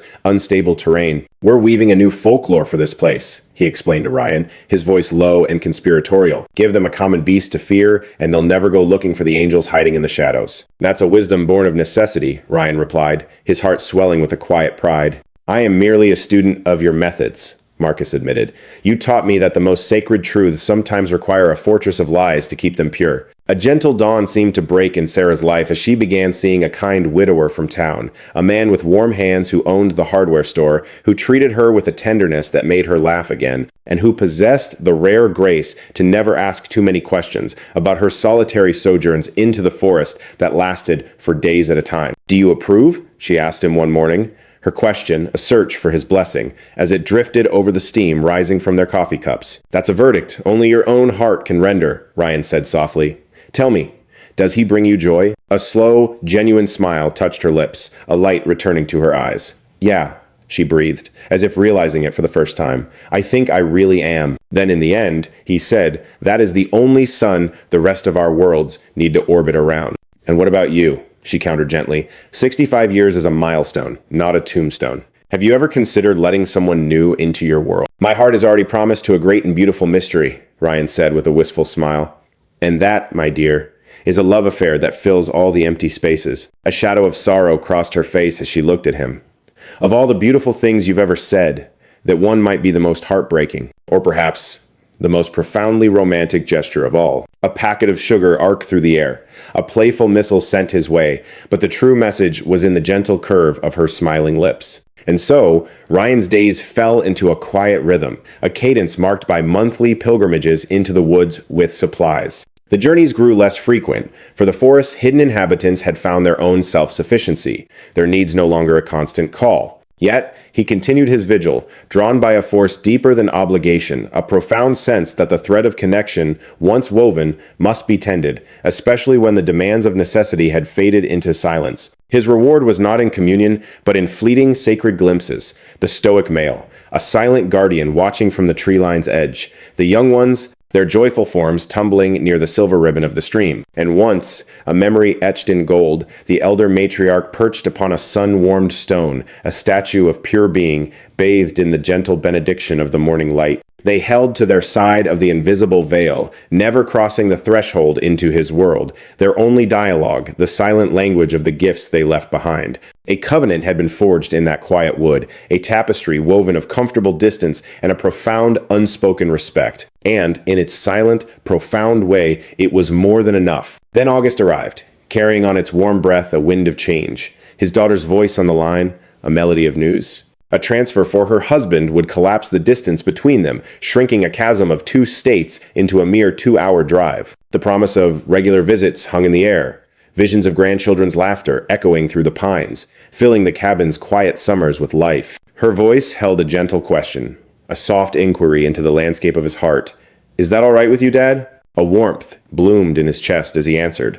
"It's more than all right. It's a wonderful, wonderful thing." "Are you certain?" she pressed, her words a testament to how well she knew the solitary world he had built. "I know how much you cherish your space." "This kind of space is a hollow thing," he mused, the truth of it settling upon him like dust. "It's family that fills the emptiness. Family is what truly matters." Long after the call ended, Ryan remained on his porch, a silent observer to the turning of his own world. He contemplated the relentless current of change, how life flows onward, a river that waits for no one. He traced the shifting constellations of his own desires, the journey from the fierce star of independence to the warm galaxy of connection, from the quiet moon of solitude to the sun of companionship, from a life lived alone to a life lived alongside. It was a lesson whispered to him by the forest's silent guardians. They had been his tutors in the art of connection, proving that a bridge could be built across the deepest chasms of difference. They had shown him that trust could take root in the soil of silence, where words failed to grow. They were living proof that kindness is a universal tongue, one that transcends the boundaries of species, the cold confines of logic, and the countless bitter reasons humanity invents for its divisions. And if a man, a simple human, could forge a bond of trust with a creature of myth, then surely a father could trust in the love of his daughter. Surely a grandfather could throw open the doors of his life to the bright chaos of his grandchildren. Surely an old man could finally let go of the damnable, lonely fortress he had built around his heart. September arrived like a quiet artist, painting the world in the first fleeting strokes of autumn. The leaves began their slow surrender to crimson and gold. The air grew a crystalline edge, and the light took on that slanted, golden quality, a silent, ancient warning that winter was gathering its strength on the horizon, a call to prepare. And Ryan answered the call. He engaged in the sacred rituals of preparation, the stacking of wood, a bulwark against the coming cold, the careful inspection of pipes, the lifeblood of his home, the coaxing of his old truck's engine, ensuring it would answer his need in the harshest frost. He tended to the 1,000 practical details that a solitary life in the mountains demanded. But this year, his preparations ran deeper than the physical world. He was shoring up the walls of his heart, making ready for the sweet invasion of his daughter's presence, for the pitter-patter of grandchildren's feet on his floorboards, for the beautiful, welcome chaos that only family can bring. He was preparing for life to press play again, after he had grown so accustomed to the quiet stillness of pause. Sarah, a constant beacon, arrived to help him navigate the change. She descended upon his cabin with cloths and cleansers, declaring with loving exasperation that he lived like a man who'd forgotten the touch of another. It was a fair assessment. He had. "Are you excited?" she asked, her voice rising above the rhythmic sound of her brush against the worn kitchen floor. "I am," he confessed, the words a mixture of truth and trepidation, and also completely terrified. Her scrubbing paused. Terrified of what? That they'll see the man I've become, the gray in my hair, the slowness in my step, that they'll see the weakness I try to hide, and that it will plant a seed of worry in them, that I will become a burden to them. Oh, Ryan, she said, her voice softening. You're 65 years young. That's hardly ancient. Tell that to my bones, he replied with a weary smile. My body seems to hold a dissenting opinion. Everyone's body becomes a contrarian eventually. It's the nature of the machine. But that doesn't make you a burden. It just makes you human. I want them to see the man I was. Competent, capable, a man who is still of use in this world. Sarah stilled her hands, the brush resting on the floor. She looked at him then, her gaze direct and full of a profound tenderness. They don't need your utility, Ryan. They need your heart. They need you to be their father, their grandfather. That, and that alone, is enough. His voice was barely a whisper, filled with a lifetime of doubt. Is it truly? It has to be, she affirmed, her words, a prayer and a promise. For all of us, it simply has to be. As the October leaves began to paint the world in fire and gold, his daughter returned, settling into a rented home just 2 towns away, a distance artfully measured, close enough for the warmth of weekend gatherings, yet far enough to honor the sacred space of her own life. The grandchildren fell in love with the cabin, with the ancient forest, with the boundless freedom to run and explore and fill the air with their joy. Ryan's old walking sticks were transformed into the swords of forgotten kings. His fishing gear became a noble quest to coax silver minnows from the stream, and the stones upon his mantle became oracles, prompting 1,000 wondrous questions. They're magic stones, his grandson whispered in awe. A gift from the spirits of the forest. Something very much like that, Ryan affirmed, his voice a gentle murmur. His daughter, observing this exchange with a heart full of warm amusement, asked softly, Is that the story you've woven for them? I tell them a truth, he answered, his eyes twinkling, just not the whole of it. And what truth might that be? She inquired, leaning closer. That the world holds more wonder than our eyes can see, that mystery is a thread woven into the fabric of existence, that sometimes the most precious gifts arrive from the most unexpected hands. He met her gaze. That's a lesson worth learning. A thoughtful silence settled between them before she conceded, No, I suppose it isn't. Later that night, under a canopy of stars, when the house was hushed with sleep, Ryan stood alone on his porch. His gaze drifted toward the darkened ridge, his thoughts a quiet inquiry to the unseen world beyond, wondering if they knew of the new heartbeats that now graced his life, and if they understood that human families were a tapestry of beautiful, tangled threads worth every single knot. Then, a flicker of movement at the edge of the trees, a fleeting motion, a form that danced on the edge of perception, perhaps a trick of the moonlight, or perhaps something more. Slowly, reverently, Ryan lifted his hand, offering a small, silent wave into the profound stillness. The shape, if it was a shape at all, held its form for a heartbeat, a silent acknowledgement before dissolving back into the deep embrace of the night. The dawn revealed a gift left upon his porch, a stone, the color of rich, reddish earth. Its surface shot through with veins of white quartz, like lightning captured and frozen for eternity within the rock. It was his granddaughter who discovered it, her voice a chime of pure delight. "Grandpa, look, another one!" "It would seem so," he murmured, his heart swelling with a quiet joy. "The forest spirits truly love you, Grandpa," she said with absolute certainty. "Perhaps they do," he mused. "Or perhaps I've just learned where to look for their kindness." But in the silent cathedral of his own heart, Ryan understood the profound truth.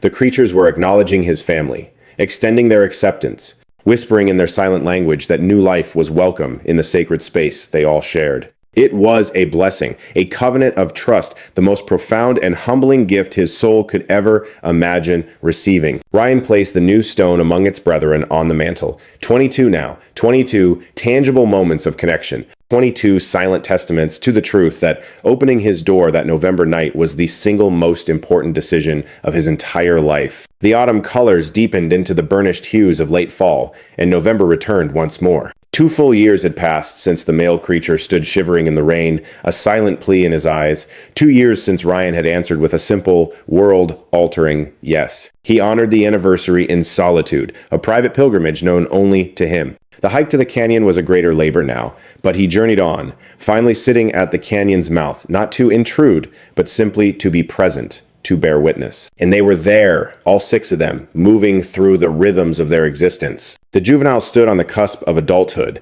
The elder wore its age like a silver mantle, and the male and female remained a constant orbit around one another, bound by a connection that transcended any need for words. They saw him. Ryan felt their awareness as surely as he felt the cool canyon air. Yet they did not approach, for there was no need. They simply continued their quiet lives, their comfort with his presence a silent acknowledgement, the way one recognizes a cherished old friend. Ryan remained until the sun bled its final colors across the sky, and though the journey back was a trial for his weary body, it was a pain eclipsed by the immeasurable fullness in his heart. Upon his return, he discovered another offering, not a stone, but a carving, more intricate than before. On a flattened piece of wood, a family had been etched in relief.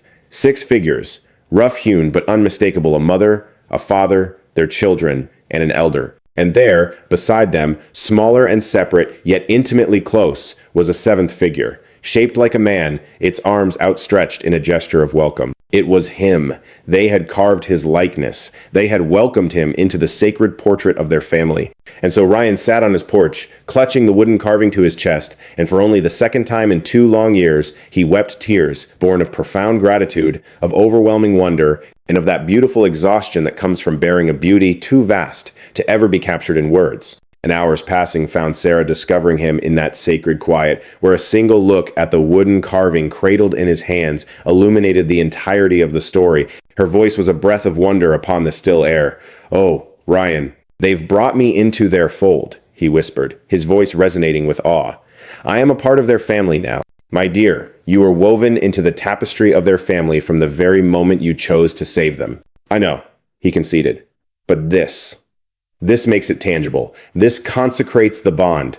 She settled beside him, and in that shared space, words became an intrusion. They simply sat as the first stars pricked the deepening twilight. A chill settled into the earth, and the ancient forest drew a slow, deep breath around them. In time, Sarah returned to the warmth of her world, but Ryan lingered beneath the celestial dome, holding the carving, feeling the profound weight of its existence, the gravity of its meaning. He had walked through so many seasons of his life in solitude, after the light of Ellen had faded, after his daughter had grown and found her own path, after retirement had stripped from him the familiar cloaks of identity and purpose. He had become acquainted with being alone, had learned to abide it. And yet, he had never truly been lonely, not in the deepest sense, not since the world had been remade on that one November night. Because somewhere in the heart of the Whispering Woods, 6 wondrous beings held him in their memory, offered him their complete trust, and had written him into the pages of their own story. That truth alone was worth every punishing ascent, every secret held close to the heart, every shadow of doubt or whisper of fear.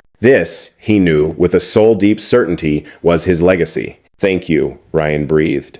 The words an offering to the listening night, to the timeless forest, and to the creatures who had bestowed upon him purpose, meaning, and the unwavering proof that kindness was the most powerful magic of all. The forest answered him with a deep and hallowed silence, but it was a silence that held his gratitude, a quiet that listened, a stillness that cared. Ryan finally moved inside, placing the carving upon his mantle to stand with the stones and the bird, a trinity of impossible gifts from impossible beings who had taught an old man how to truly live again. And outside, in the profound darkness that lay just beyond the reach of his porch light, the world carried on, its mysteries thriving in hidden places, its magic surviving in the fragile spaces between knowing and believing. It was a world waiting for the next person who would choose to open their door when something truly impossible came knocking, waiting for the next soul brave enough to answer its call. Time flows by a different current after one reaches 65. The days bleed together in a soft watercolor blur, the seasons turn with a startling pace,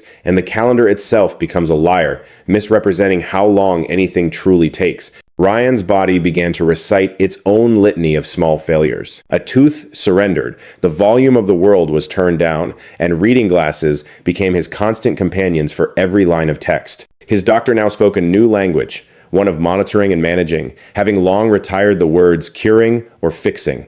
"You're getting older, Ryan," the doctor observed, not with cruelty, but with the simple weight of fact.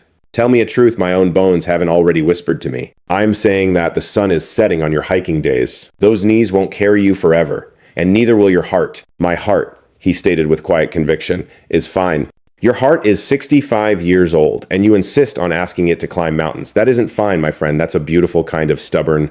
Ryan offered no argument. He knew that doctors understood the intricate machinery of the body, but they could not map the terrain of the soul. They did not possess the instruments to measure the things that mattered more than joints and cardiac output. So he continued his treks. Though they became less frequent, the paths he chose less ambitious. He could no longer reach the distant sanctuary of the canyon. It was a journey too far, an ascent too steep. But he would go as far as his body allowed, leaving supplies at waypoints Marcus had established, entrusting the final delivery to younger, stronger legs. "You don't have to keep carrying this weight," Marcus would tell him. "I've got it covered now."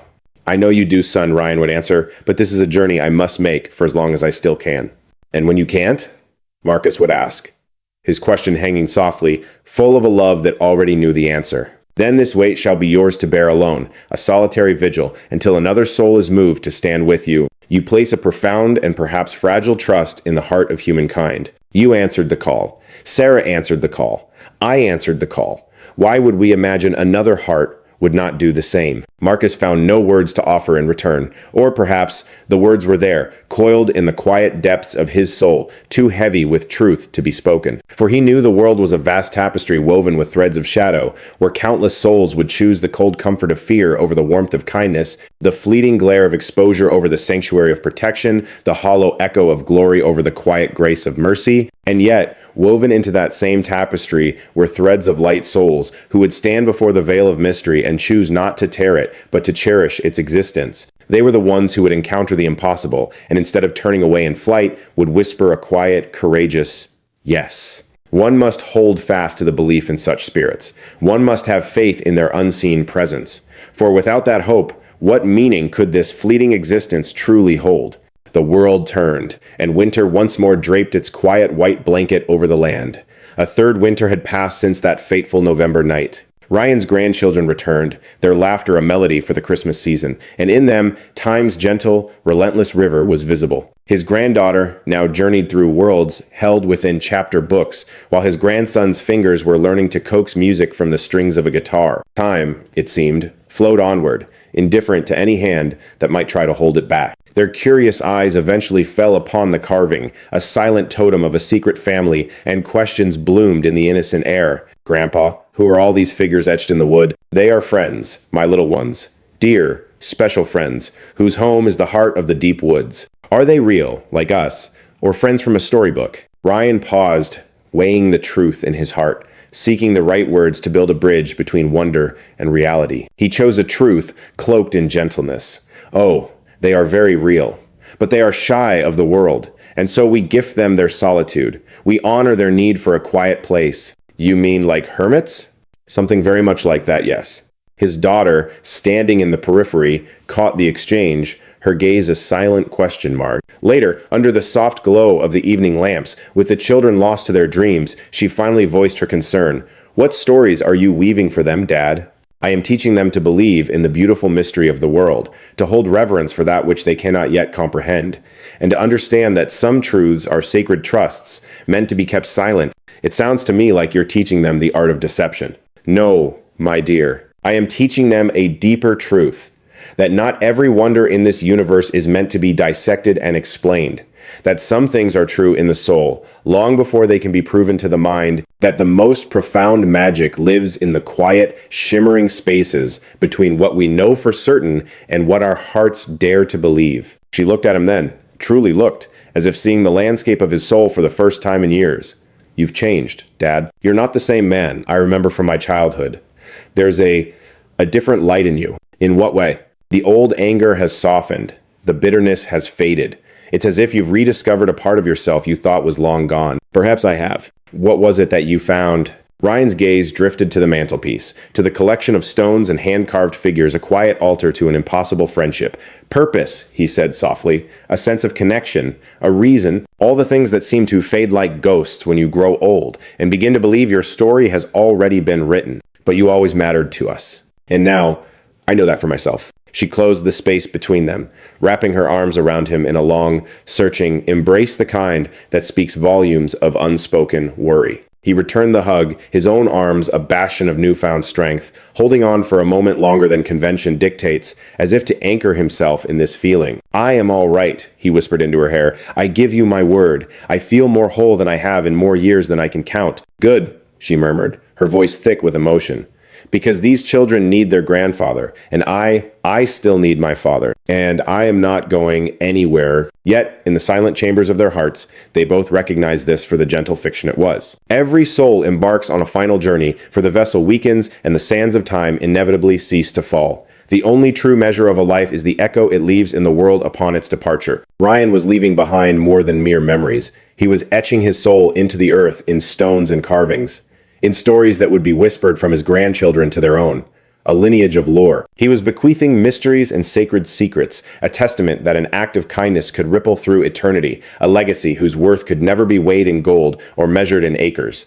And that, in the end, was everything. Once the echoes of his family's departure faded, a profound emptiness settled within the cabin's walls, a hollow space he tried to fill with the familiar cadence of routine, the flicker of a screen, the warmth of coffee, the scent of old paper. But the silence was a living thing, pressing in with a weight that grew ever more immense. He reached for the phone, a lifeline to Sarah. "Is this a moment I can borrow? For you, my friend, I have all the moments in the world. What weighs upon your heart?" "It feels like nothing, and yet like the weight of everything," he confessed. "I suppose I'm just feeling the fragile thread of my own mortality today." "Ah," she said softly, "welcome to the beautiful aching burden of being human. Do you ever let your thoughts wander to what lies beyond the final curtain?" "You mean after our time here is done? On occasion?" "What stirs this question in you now?" "Because a part of my soul needs to know they will be safe, the creatures of the woods, when my watch ends, when all our watches have ended. They are woven from an older thread than we are, Ryan. They endured the world before our first breath, and they will endure long after our last. But who will stand as their guardian? Who will keep their sacred existence veiled from the world? Marcus will, and others will rise, kindred spirits we have yet to encounter. Ryan, my dear friend, you cannot orchestrate the world from the quiet stillness of memory. I know," he sighed, "but my heart longs to. It craves a promise, a certainty that what we fought for was not just a fleeting whisper in time, but an echo that will resonate forever." A profound silence stretched across the line, and then her voice returned, soft yet certain. "It mattered, Ryan. It will always matter. You gave them the gift of a future, a chance to live, to flourish, to weave their own family lines into the forest tapestry. Whatever becomes of the world when we are but dust, that legacy is indelible. They will carry the memory of it in their very being. Even if our own kind forgets, the ancient woods will remember." "Do you truly believe that?" he asked, his voice barely a whisper. "I know it in my soul. For they continue to leave you their offerings, to weave you into the fabric of their own unfolding story. That kind of connection does not simply end when a life does. A true memory, Ryan, outlives a heartbeat." And with her words, Ryan felt a quiet, settling in the core of his being. Perhaps it was peace, or perhaps it was simply the gentle surrender of a long-held weariness. "Thank you," he breathed, the words carrying the weight of his gratitude. "For what, my friend?" "For being the voice that answered in the silence, for standing with me in the darkness of that night, for being my confidante in this beautiful, impossible secret we share." A soft chuckle came through the line. "Ryan Davis, are you allowing your poetic soul to show?" "Perhaps I am," he admitted with a faint smile. "Well, you'd better rein it in. You're going to have me weeping in the canned goods aisle of the grocery store." A genuine laugh escaped him. "All right, message received. I'll cease and desist." "Good," she said warmly. "Now go and anchor yourself in the present. Lose yourself in a story. Feel the warmth of a fire. Listen to the quiet rhythm of a sleeping dog. Go on and live, Ryan." "Yes, ma'am," he replied, the affection clear in his voice. Yet, after the call ended, he did none of those things. He simply stood before his window, his gaze drawn to the distant, sleeping ridge, lost in contemplation of legacies and memories, and the eternal question of what it truly means to leave a mark upon the world. And then, the silence was broken by the ringing of the phone once more. It was Marcus. "Is your spirit at ease? A call from Sarah just reached me, her voice laced with concern for you. My soul is steady. I am merely adrift in a passing moment of contemplation. And what sort of moment has claimed you? The kind that arrives when you find 65 winters have settled upon you, every bone aches with their memory, and you can hear time's final grains of sand whispering as they fall. Ah, yes, I have known such moments myself. Indeed. Would you welcome a friendly presence? I can make the journey to be by your side. No, but my heart thanks you for the offer. I am all right. I only sought the simple comfort of a kindred voice across the quiet. And you are truly certain? I am. But Marcus, my gratitude extends to you, for the universe of your kindness, for guarding a truth too precious for the world, for being the soul who rose to meet the moment. Ryan, the cadence of your words, it carries the weight of a final farewell. It is not a farewell. It is merely a recognition. A testament to the good we have wrought together, an affirmation that our efforts carved meaning into the world, a solace in knowing that when my time is done, the legacy will be shepherded by worthy hands. Your journey is far from its end. You have many years ahead of you. This vessel of mine would argue that point. But I am grateful for the hope in your heart. For another 20 minutes, their voices wove a tapestry of conversation, two old friends filling the void with the quiet comfort of shared existence. When the line fell silent, a measure of peace had settled in Ryan's soul. The shadows of solitude and fear had receded. He prepared a simple meal and took it to his porch, embracing the evening's chill as he watched the heavens unveil their diamonds. They were the very same sentinels of light that had witnessed the otherworldly visitor at his door, the same eternal fires that would keep their vigil long after he had returned to dust. He understood then that permanence is but a dream we tell ourselves. Every current shifts, and every story finds its final page. And yet, perhaps memory endures. A ghost in the heart. Perhaps kindness leaves an indelible echo. Perhaps the true weight of our choices sends ripples through eternity in currents too deep to ever be charted. Perhaps these were the true constants in the great turning wheel of existence. Ryan concluded his meal, cleansed his plates, and prepared for the night's rest. Before slumber claimed him, he was drawn one last time to his mantelpiece, his fingers tracing the cool surface of each stone, feeling the tangible proof of a friendship that defied all reason. "Good night," he whispered into the stillness, a benediction for the beings who shaped them and for the profound mystery that dwelled in the world's secret places. And it felt as though, somewhere in the vast and listening dark, a presence had received his words, perhaps offering a reply in a language beyond the reach of his senses, or perhaps it was simply the quiet communion of an old man with his relics, weaving significance from the threads of silence. In the end, the distinction mattered little. It was enough. He sought the sanctuary of his bed, drew the blankets close around him like a familiar embrace, and surrendered his sight to the darkness. And his dreams took flight, soaring on unseen wings over endless rivers and through forests that stretched into eternity, each one a guardian of secrets the waking world would never comprehend. They were dreams that held a resilient magic, a power that refused to be extinguished by the fading light of human belief. The world bloomed anew, and spring carried with it the dawn of Ryan's 66th year. It was a day of gentle celebration, a shared cake with those he loved, voices of old friends on the line, and a visit from Sarah, her hands full of blossoms from her own garden. "You have circled the sun one more time," she said, her voice a gentle melody. "A wonder I did not expect to see myself. Does the world feel any different now that you've journeyed 66 times around the sun?" It feels the same as 65, which was no different than 64. Aging, it seems, is the art of remaining yourself, only with a slower cadence and a body that sings a more sorrowful tune. A poet's heart beats within you still. Y conten multitudes. A shared laughter bloomed between them, a warmth that felt like coming home. It was a profound relief to find a soul who understood the gravity of the secret they held, a companion to shoulder both the immense burden and the radiant joy. "Have you made the pilgrimage to the ridge recently?" Sarah asked, her voice soft. "Not since the last breath of winter in February. The journey asks more of me than I can give now. Marcus has taken up that watch. Does your heart ache for it? With every sunrise, but this vessel of mine has drawn a line in the sand, a decision made without my consent. There are seasons in life when one must learn to accept the horizon. That sounds like a surrender I never thought I'd hear from you. A newer version of me, perhaps. Tempered with wisdom, painted with realism." He paused. "But the bedrock of my soul is still as stubborn as the mountain itself." And there he is. The Ryan I remember. The summer arrived like a fever, scorching the earth with an unforgiving heat. The sun beat down, cracking the land into a mosaic of drought, and the air grew thick with unspoken warnings from the Forest Service, whispers of fire that kept the world at bay. "They will endure," Ryan whispered to the silence in his heart. "They were born of this wild earth. They have weathered countless seasons of thirst and know the secret veins of water that run deep." Yet, a quiet fear took root within him, a worry he could not reason away. Then came July, and with it, a call from Marcus that shattered the fragile peace. "There's a fire," he said, his voice strained. "A bolt from the heavens has struck the north ridge." The world seemed to fall silent as Ryan's own heart stilled. "How close to the canyon?" he breathed. "Far too close, and it's devouring the forest with a terrible speed. We have crews fighting it. But The sentence hung in the air, a ghost of a thought he didn't dare complete. Have you had any sign of them? Of our hidden family? No sign. And Ryan, my hands are tied.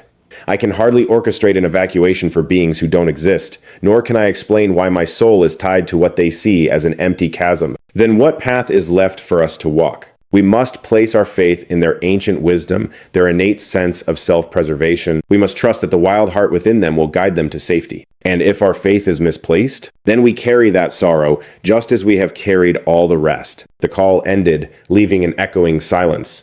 Ryan remained in his kitchen, a statue of a man, his gaze lost in the blank canvas of the walls. And then, a flicker of defiance. His hand closed around his keys. "Don't!" Sarah's voice pleaded through the phone, a desperate whisper. "Ryan, please, don't even let that thought take root in your mind. I must see with my own eyes. I have to know their fate." "Ryan, your body can barely carry you across a room. You would truly walk into the heart of a wildfire? If that is what it takes, this is a beautiful, terrible kind of madness." "Perhaps it is. Then I will walk into this madness with you." "No, this path is not for you to walk. This weight is mine alone to carry. It has always been our path, our shared burden, and you will not face this darkness by yourself." They converged where the old logging road scarred the earth, a plume of smoke staining the horizon. The air itself was a heavy shroud of ash, and Marcus, a sentinel in his ranger uniform, awaited them with a face etched in sorrow. His voice was low, a rumble of warning. "You cannot venture into that inferno." A simple, defiant promise. "Then you shall bear witness." "Ryan, do not force my hand. I will bind you with the law's cold iron if I must. Then let the law have its way with me, but not before my heart is certain of their fate." Marcus's gaze fell upon Sarah, a silent plea for reason. She offered only a slight lift of her shoulders. "He is a river that has never learned to bend. It is the way he was made. A beautiful madness has claimed you both. Then perhaps we share the same affliction." A sigh escaped Marcus, a weary breath of resignation. His eyes traced the burning ridge, the suffocating smoke, and settled on these two souls, whose devotion was a beautiful, stubborn thing that logic could not touch. "So be it. But I walk this path beside you, and when the flames whisper too close, we retreat.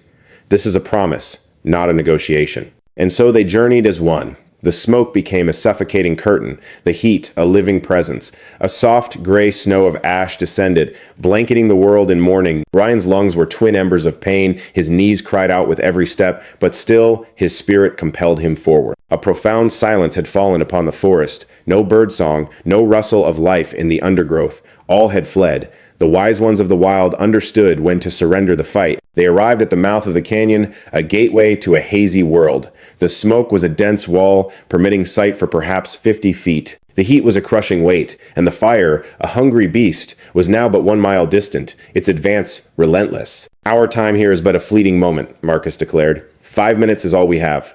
Then we must turn away, with or without your consent." They stepped into the canyon's embrace, their eyes searching the swirling gray. They called out, not with words, but with raw, primal sounds, a prayer sent into the void, yearning for an echo. Only silence answered. The humble shelter stood empty, their tools lying where they fell. The great fire had been a cruel and unsparing shepherd, driving its flock away. Ryan stood as a statue amidst the ruin, his breath a mixture of smoke and sorrow. A crushing helplessness settled upon him. They had vanished, swept away by the blaze, and he was left with the ghost of a question. Did they find sanctuary? Did they find life beyond this scorched earth? "The time has come to leave this place," Marcus urged, his voice heavy with finality. "Now." With a slow, solemn nod, Ryan turned his back on the emptiness, and in that moment of surrender, his eyes found it, etched into the bark of a sentinel tree near the canyon's mouth. The cuts were new, the marks a deliberate language not born of chance, nor of nature's hand. It was a symbol, a whisper from the past, the very same one from the family carving. 6 figures stood in a solemn line, and beside them, a 7th, their arms outstretched. And beside this silent story, an arrow. Its tip pointed north, a guide into the forest's deeper heart, leading away from the encroaching flames. "They have left us a testament," Sarah breathed, her voice a fragile whisper. "They are telling us they have found their way out of the darkness. Or perhaps this is a map to their final resting place," Marcus whispered, his voice a somber echo in the haze. "No." Ryan's hand found the carving, his fingers tracing the coarse grain of the wood, a lifeline in the uncertainty. "No. This is a message woven with purpose. They are whispering to us that their spirits endure, that our worry can be laid to rest. Can you truly be certain of such a thing? Certainty is a luxury I cannot afford. But I am choosing to anchor my hope in this belief. They turned away, their journey back a pilgrimage through a world of smoke and searing heat. They reached the sanctuary of the truck just as the wind, a fickle god, turned its breath, coaxing the inferno away from the canyon, away from the sacred ground they had just departed. Was it mere chance, or the touch of an unseen hand? The truth remained veiled, a mystery whispered on the wind. For 3 long days, the fire raged, a ravenous beast consuming thousands of acres, devouring homes and taking lives from the wild kingdom. When at last its fury was spent, quenched by rains that arrived like a tardy apology, the forest was a landscape transformed, a canvas of scars and profound change. For weeks, the wounded earth forbade Ryan's return, its terrain treacherous and unstable. But Marcus, ever the faithful scout, ventured into the quiet devastation, bringing back tidings from the altered world. The canyon held, he reported, his voice a balm, scorched in places, but its heart is still beating, and I found traces, fresh signs of life. It appears they have returned. Is there no doubt in your mind? I am as certain as the sunrise. There were offerings, new tokens left in the ashes, a testament to their return after the great fire. Then their spirits were not extinguished. So it would seem, my friend. And in that moment, tears fell from Ryan's eyes, not of shame, but of a profound, soul-deep relief. The creatures of the wood, having walked through fire and shadow, had returned to leave their silent poetry. They lived. Their essence endured. In the grand tapestry of his world, this was the only thread that truly mattered. He reverently placed the new offerings among his collection.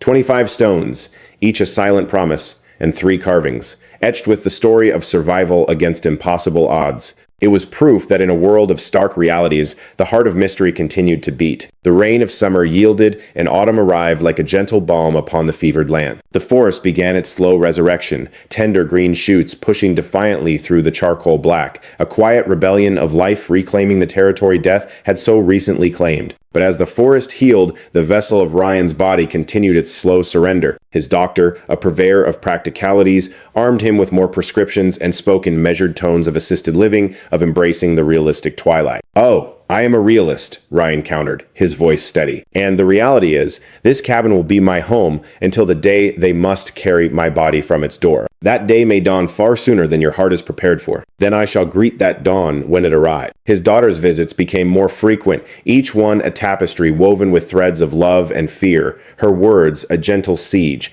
pleading with him to move closer to the fold of town. "But what if the unexpected shadow falls?" she would ask, her voice trembling. "What if you stumble? Or your heart forgets its rhythm? Who will be there to catch you in the silence?" "Marcus is my watchman. Sarah brings the light. I am not adrift, my dear. I am surrounded."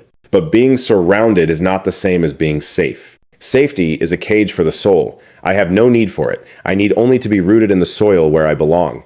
She could not grasp the truth of it. How could she, when the forest's deepest secrets remained veiled to her? She did not know of the silent guardians, nor of the sacred offerings they left behind. She could not see that this cabin, this forest, this windswept ridge, they were not mere coordinates on a map. They were the very geography of his soul, the hallowed ground where purpose had found him again long after he believed it had forsaken him forever. To leave would be a kind of death in itself. He could not. He would not while the gift of breath still remained within him. The golden breath of October ushered in his granddaughter's 10th birthday. It was she who asked if her celebration could unfold at the cabin, her spirit yearning to camp beneath a blanket of stars, to dream they were explorers on the edge of a forgotten world. "Oh, please, Grandpa, couldn't we? Please?"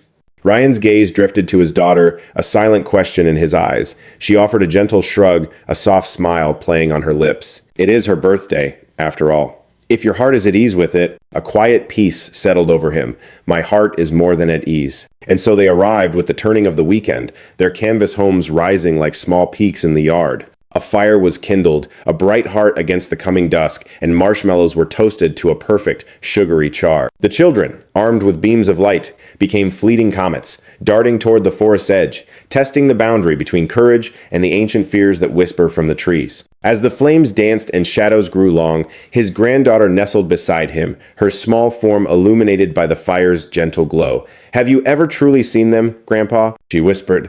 "The spirits of the woods?" "On rare occasions," he murmured, his voice as soft as the crackling embers. "Only when they choose to unveil themselves. And their hearts? Are they kind?" Immensely kind, he assured her. But they are shy souls, you see. They retreat from the clamor of many voices. If I were to become as still as the night, do you think they might grace me with their presence? Perhaps, he mused. If you possess the patience of a waiting stone, if you could linger through the quiet hours, if you could prove your spirit worthy of their trust. And how does one prove such a thing? Through acts of gentle kindness, through the sacred art of keeping a secret, and by holding a deep reverence for the mysteries that lie beyond our understanding. She pondered his words, the firelight reflecting in her thoughtful eyes. I believe I can do that, she declared with a quiet certainty. My dear, I have never doubted it for a moment. Later, in the profound hush of midnight when all others were lost to dreams, Ryan stood a silent vigil by the fire's fading pulse. His gaze drifted to the dark silhouette of the ridge, his thoughts reaching out to the unseen beings who dwelled there. He wondered if they were aware of the small, sleeping souls in his care, if they observed from the shadowed sanctuary of the trees, if they could ever comprehend the beautiful, tangled tapestry of a human family woven with threads of both sorrow and boundless love. A flicker of movement at the edge of the woods, where darkness was deepest. His eyes, though dimmed by the years, perceived it, a silhouette, grand and still, its presence a quiet weight upon the night. It was watching. Ryan remained perfectly still, not a sound escaping his lips. He simply raised a hand, a slow, deliberate gesture of peace and acknowledgement. The form held its vigil for what felt like an eternity, a silent communion across the expanse. Then, as seamlessly as a shadow, it dissolved back into the impenetrable dark from which it came. When morning broke, painting the world in soft light, a stone rested near the cold ashes of the fire. It was small and gray, smoothed into a perfect sphere, as if it were a marble sculpted by the patient hands of river and time. It was his granddaughter who discovered it, her gasp of delight cutting through the morning calm. "Look!" she cried, her voice ringing with awe. "A gift from the forest spirits." "Indeed it is, my child. Indeed it is. May I be its keeper." Ryan paused, his mind wandering through the corridors of time. He thought of legacies, of torches passed from one hand to the next, of the sacred duty to teach the coming generation how to believe in the beautiful, unspoken mysteries of the world. "You may," he said softly, "but in return, you must make a solemn promise." "Anything. What must I promise?" "You must promise to guard it with all your heart, to never forget the earth from which it came. And one day, you must tell your own children of the deep magic that sleeps in the forests, and of the profound power held within a secret well kept." "I promise," she whispered, her voice filled with a gravity beyond her years. She cradled the smooth stone as if it were the most precious treasure on earth before tucking it safely into her pocket, and in that moment, a profound peace washed over Ryan. He knew then that no matter what the future held, no matter how many seasons he had left to witness, the story would not end with him. The legacy would endure a living flame, for he had entrusted it to a soul young and pure enough to carry it into the dawn. And that, he realized, was more than enough.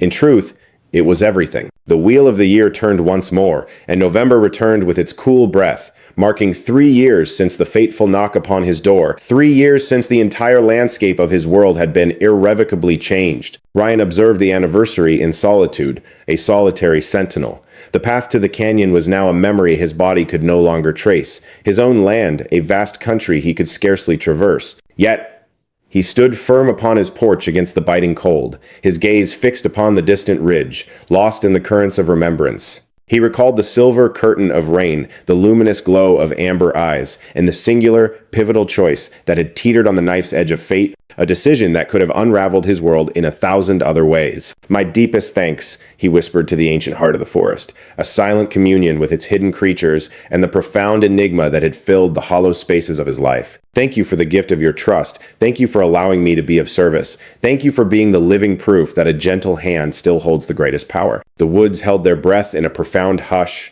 It was not an empty silence, but a sacred one, the kind that drinks in every word, the kind that holds the memory of all things within its deep, patient heart. Ryan retreated into the warmth of his home, the simple ritual of brewing coffee, a quiet anchor. He settled by the hearth, where the flickering firelight breathed life into the stones and carvings, sending shadows capering across surfaces, polished to a silken sheen by hands born of myth and impossibility. A sudden chime pierced the quiet, a digital call from the world beyond. It was Sarah. "A happy anniversary to us," her voice came, warm and familiar. "You held it in your memory," he replied, a soft smile touching his lips. "How could I not? It's etched into my soul. How does one forget the very night the stars realigned and our world was forever changed?" Does a shadow of regret ever cross your mind? Not for a single breath. And you? Never, for a moment. That's what I needed to hear, because I am on my way to you. We are going to honor this day as it deserves with good whiskey, wonderfully terrible stories, and a grand toast to the beautiful truth that we are old, gloriously mad, and have accomplished the impossible. That is a celebration I can wholeheartedly embrace. And so she came. The amber liquor flowed as freely as their words, their laughter, a warm counterpoint to the wild absurdity of their shared history. Two souls in the autumn of their 60s, who had once played surgeon to mythical beasts deep within the woods, who held a secret too vast for any government, and who stood as guardians for creatures who likely needed no guardian at all. We are a pair of absolute fools, Sarah declared, her eyes shining, utterly and completely. And I would not alter a single sacred moment of it. Nor would I, my friend, nor would I. They remained together as the velvet of night enveloped the world, two old souls sharing a burden no other could ever comprehend. They were twin conspirators, forever bound by a luminous truth that was destined to return to silence with them.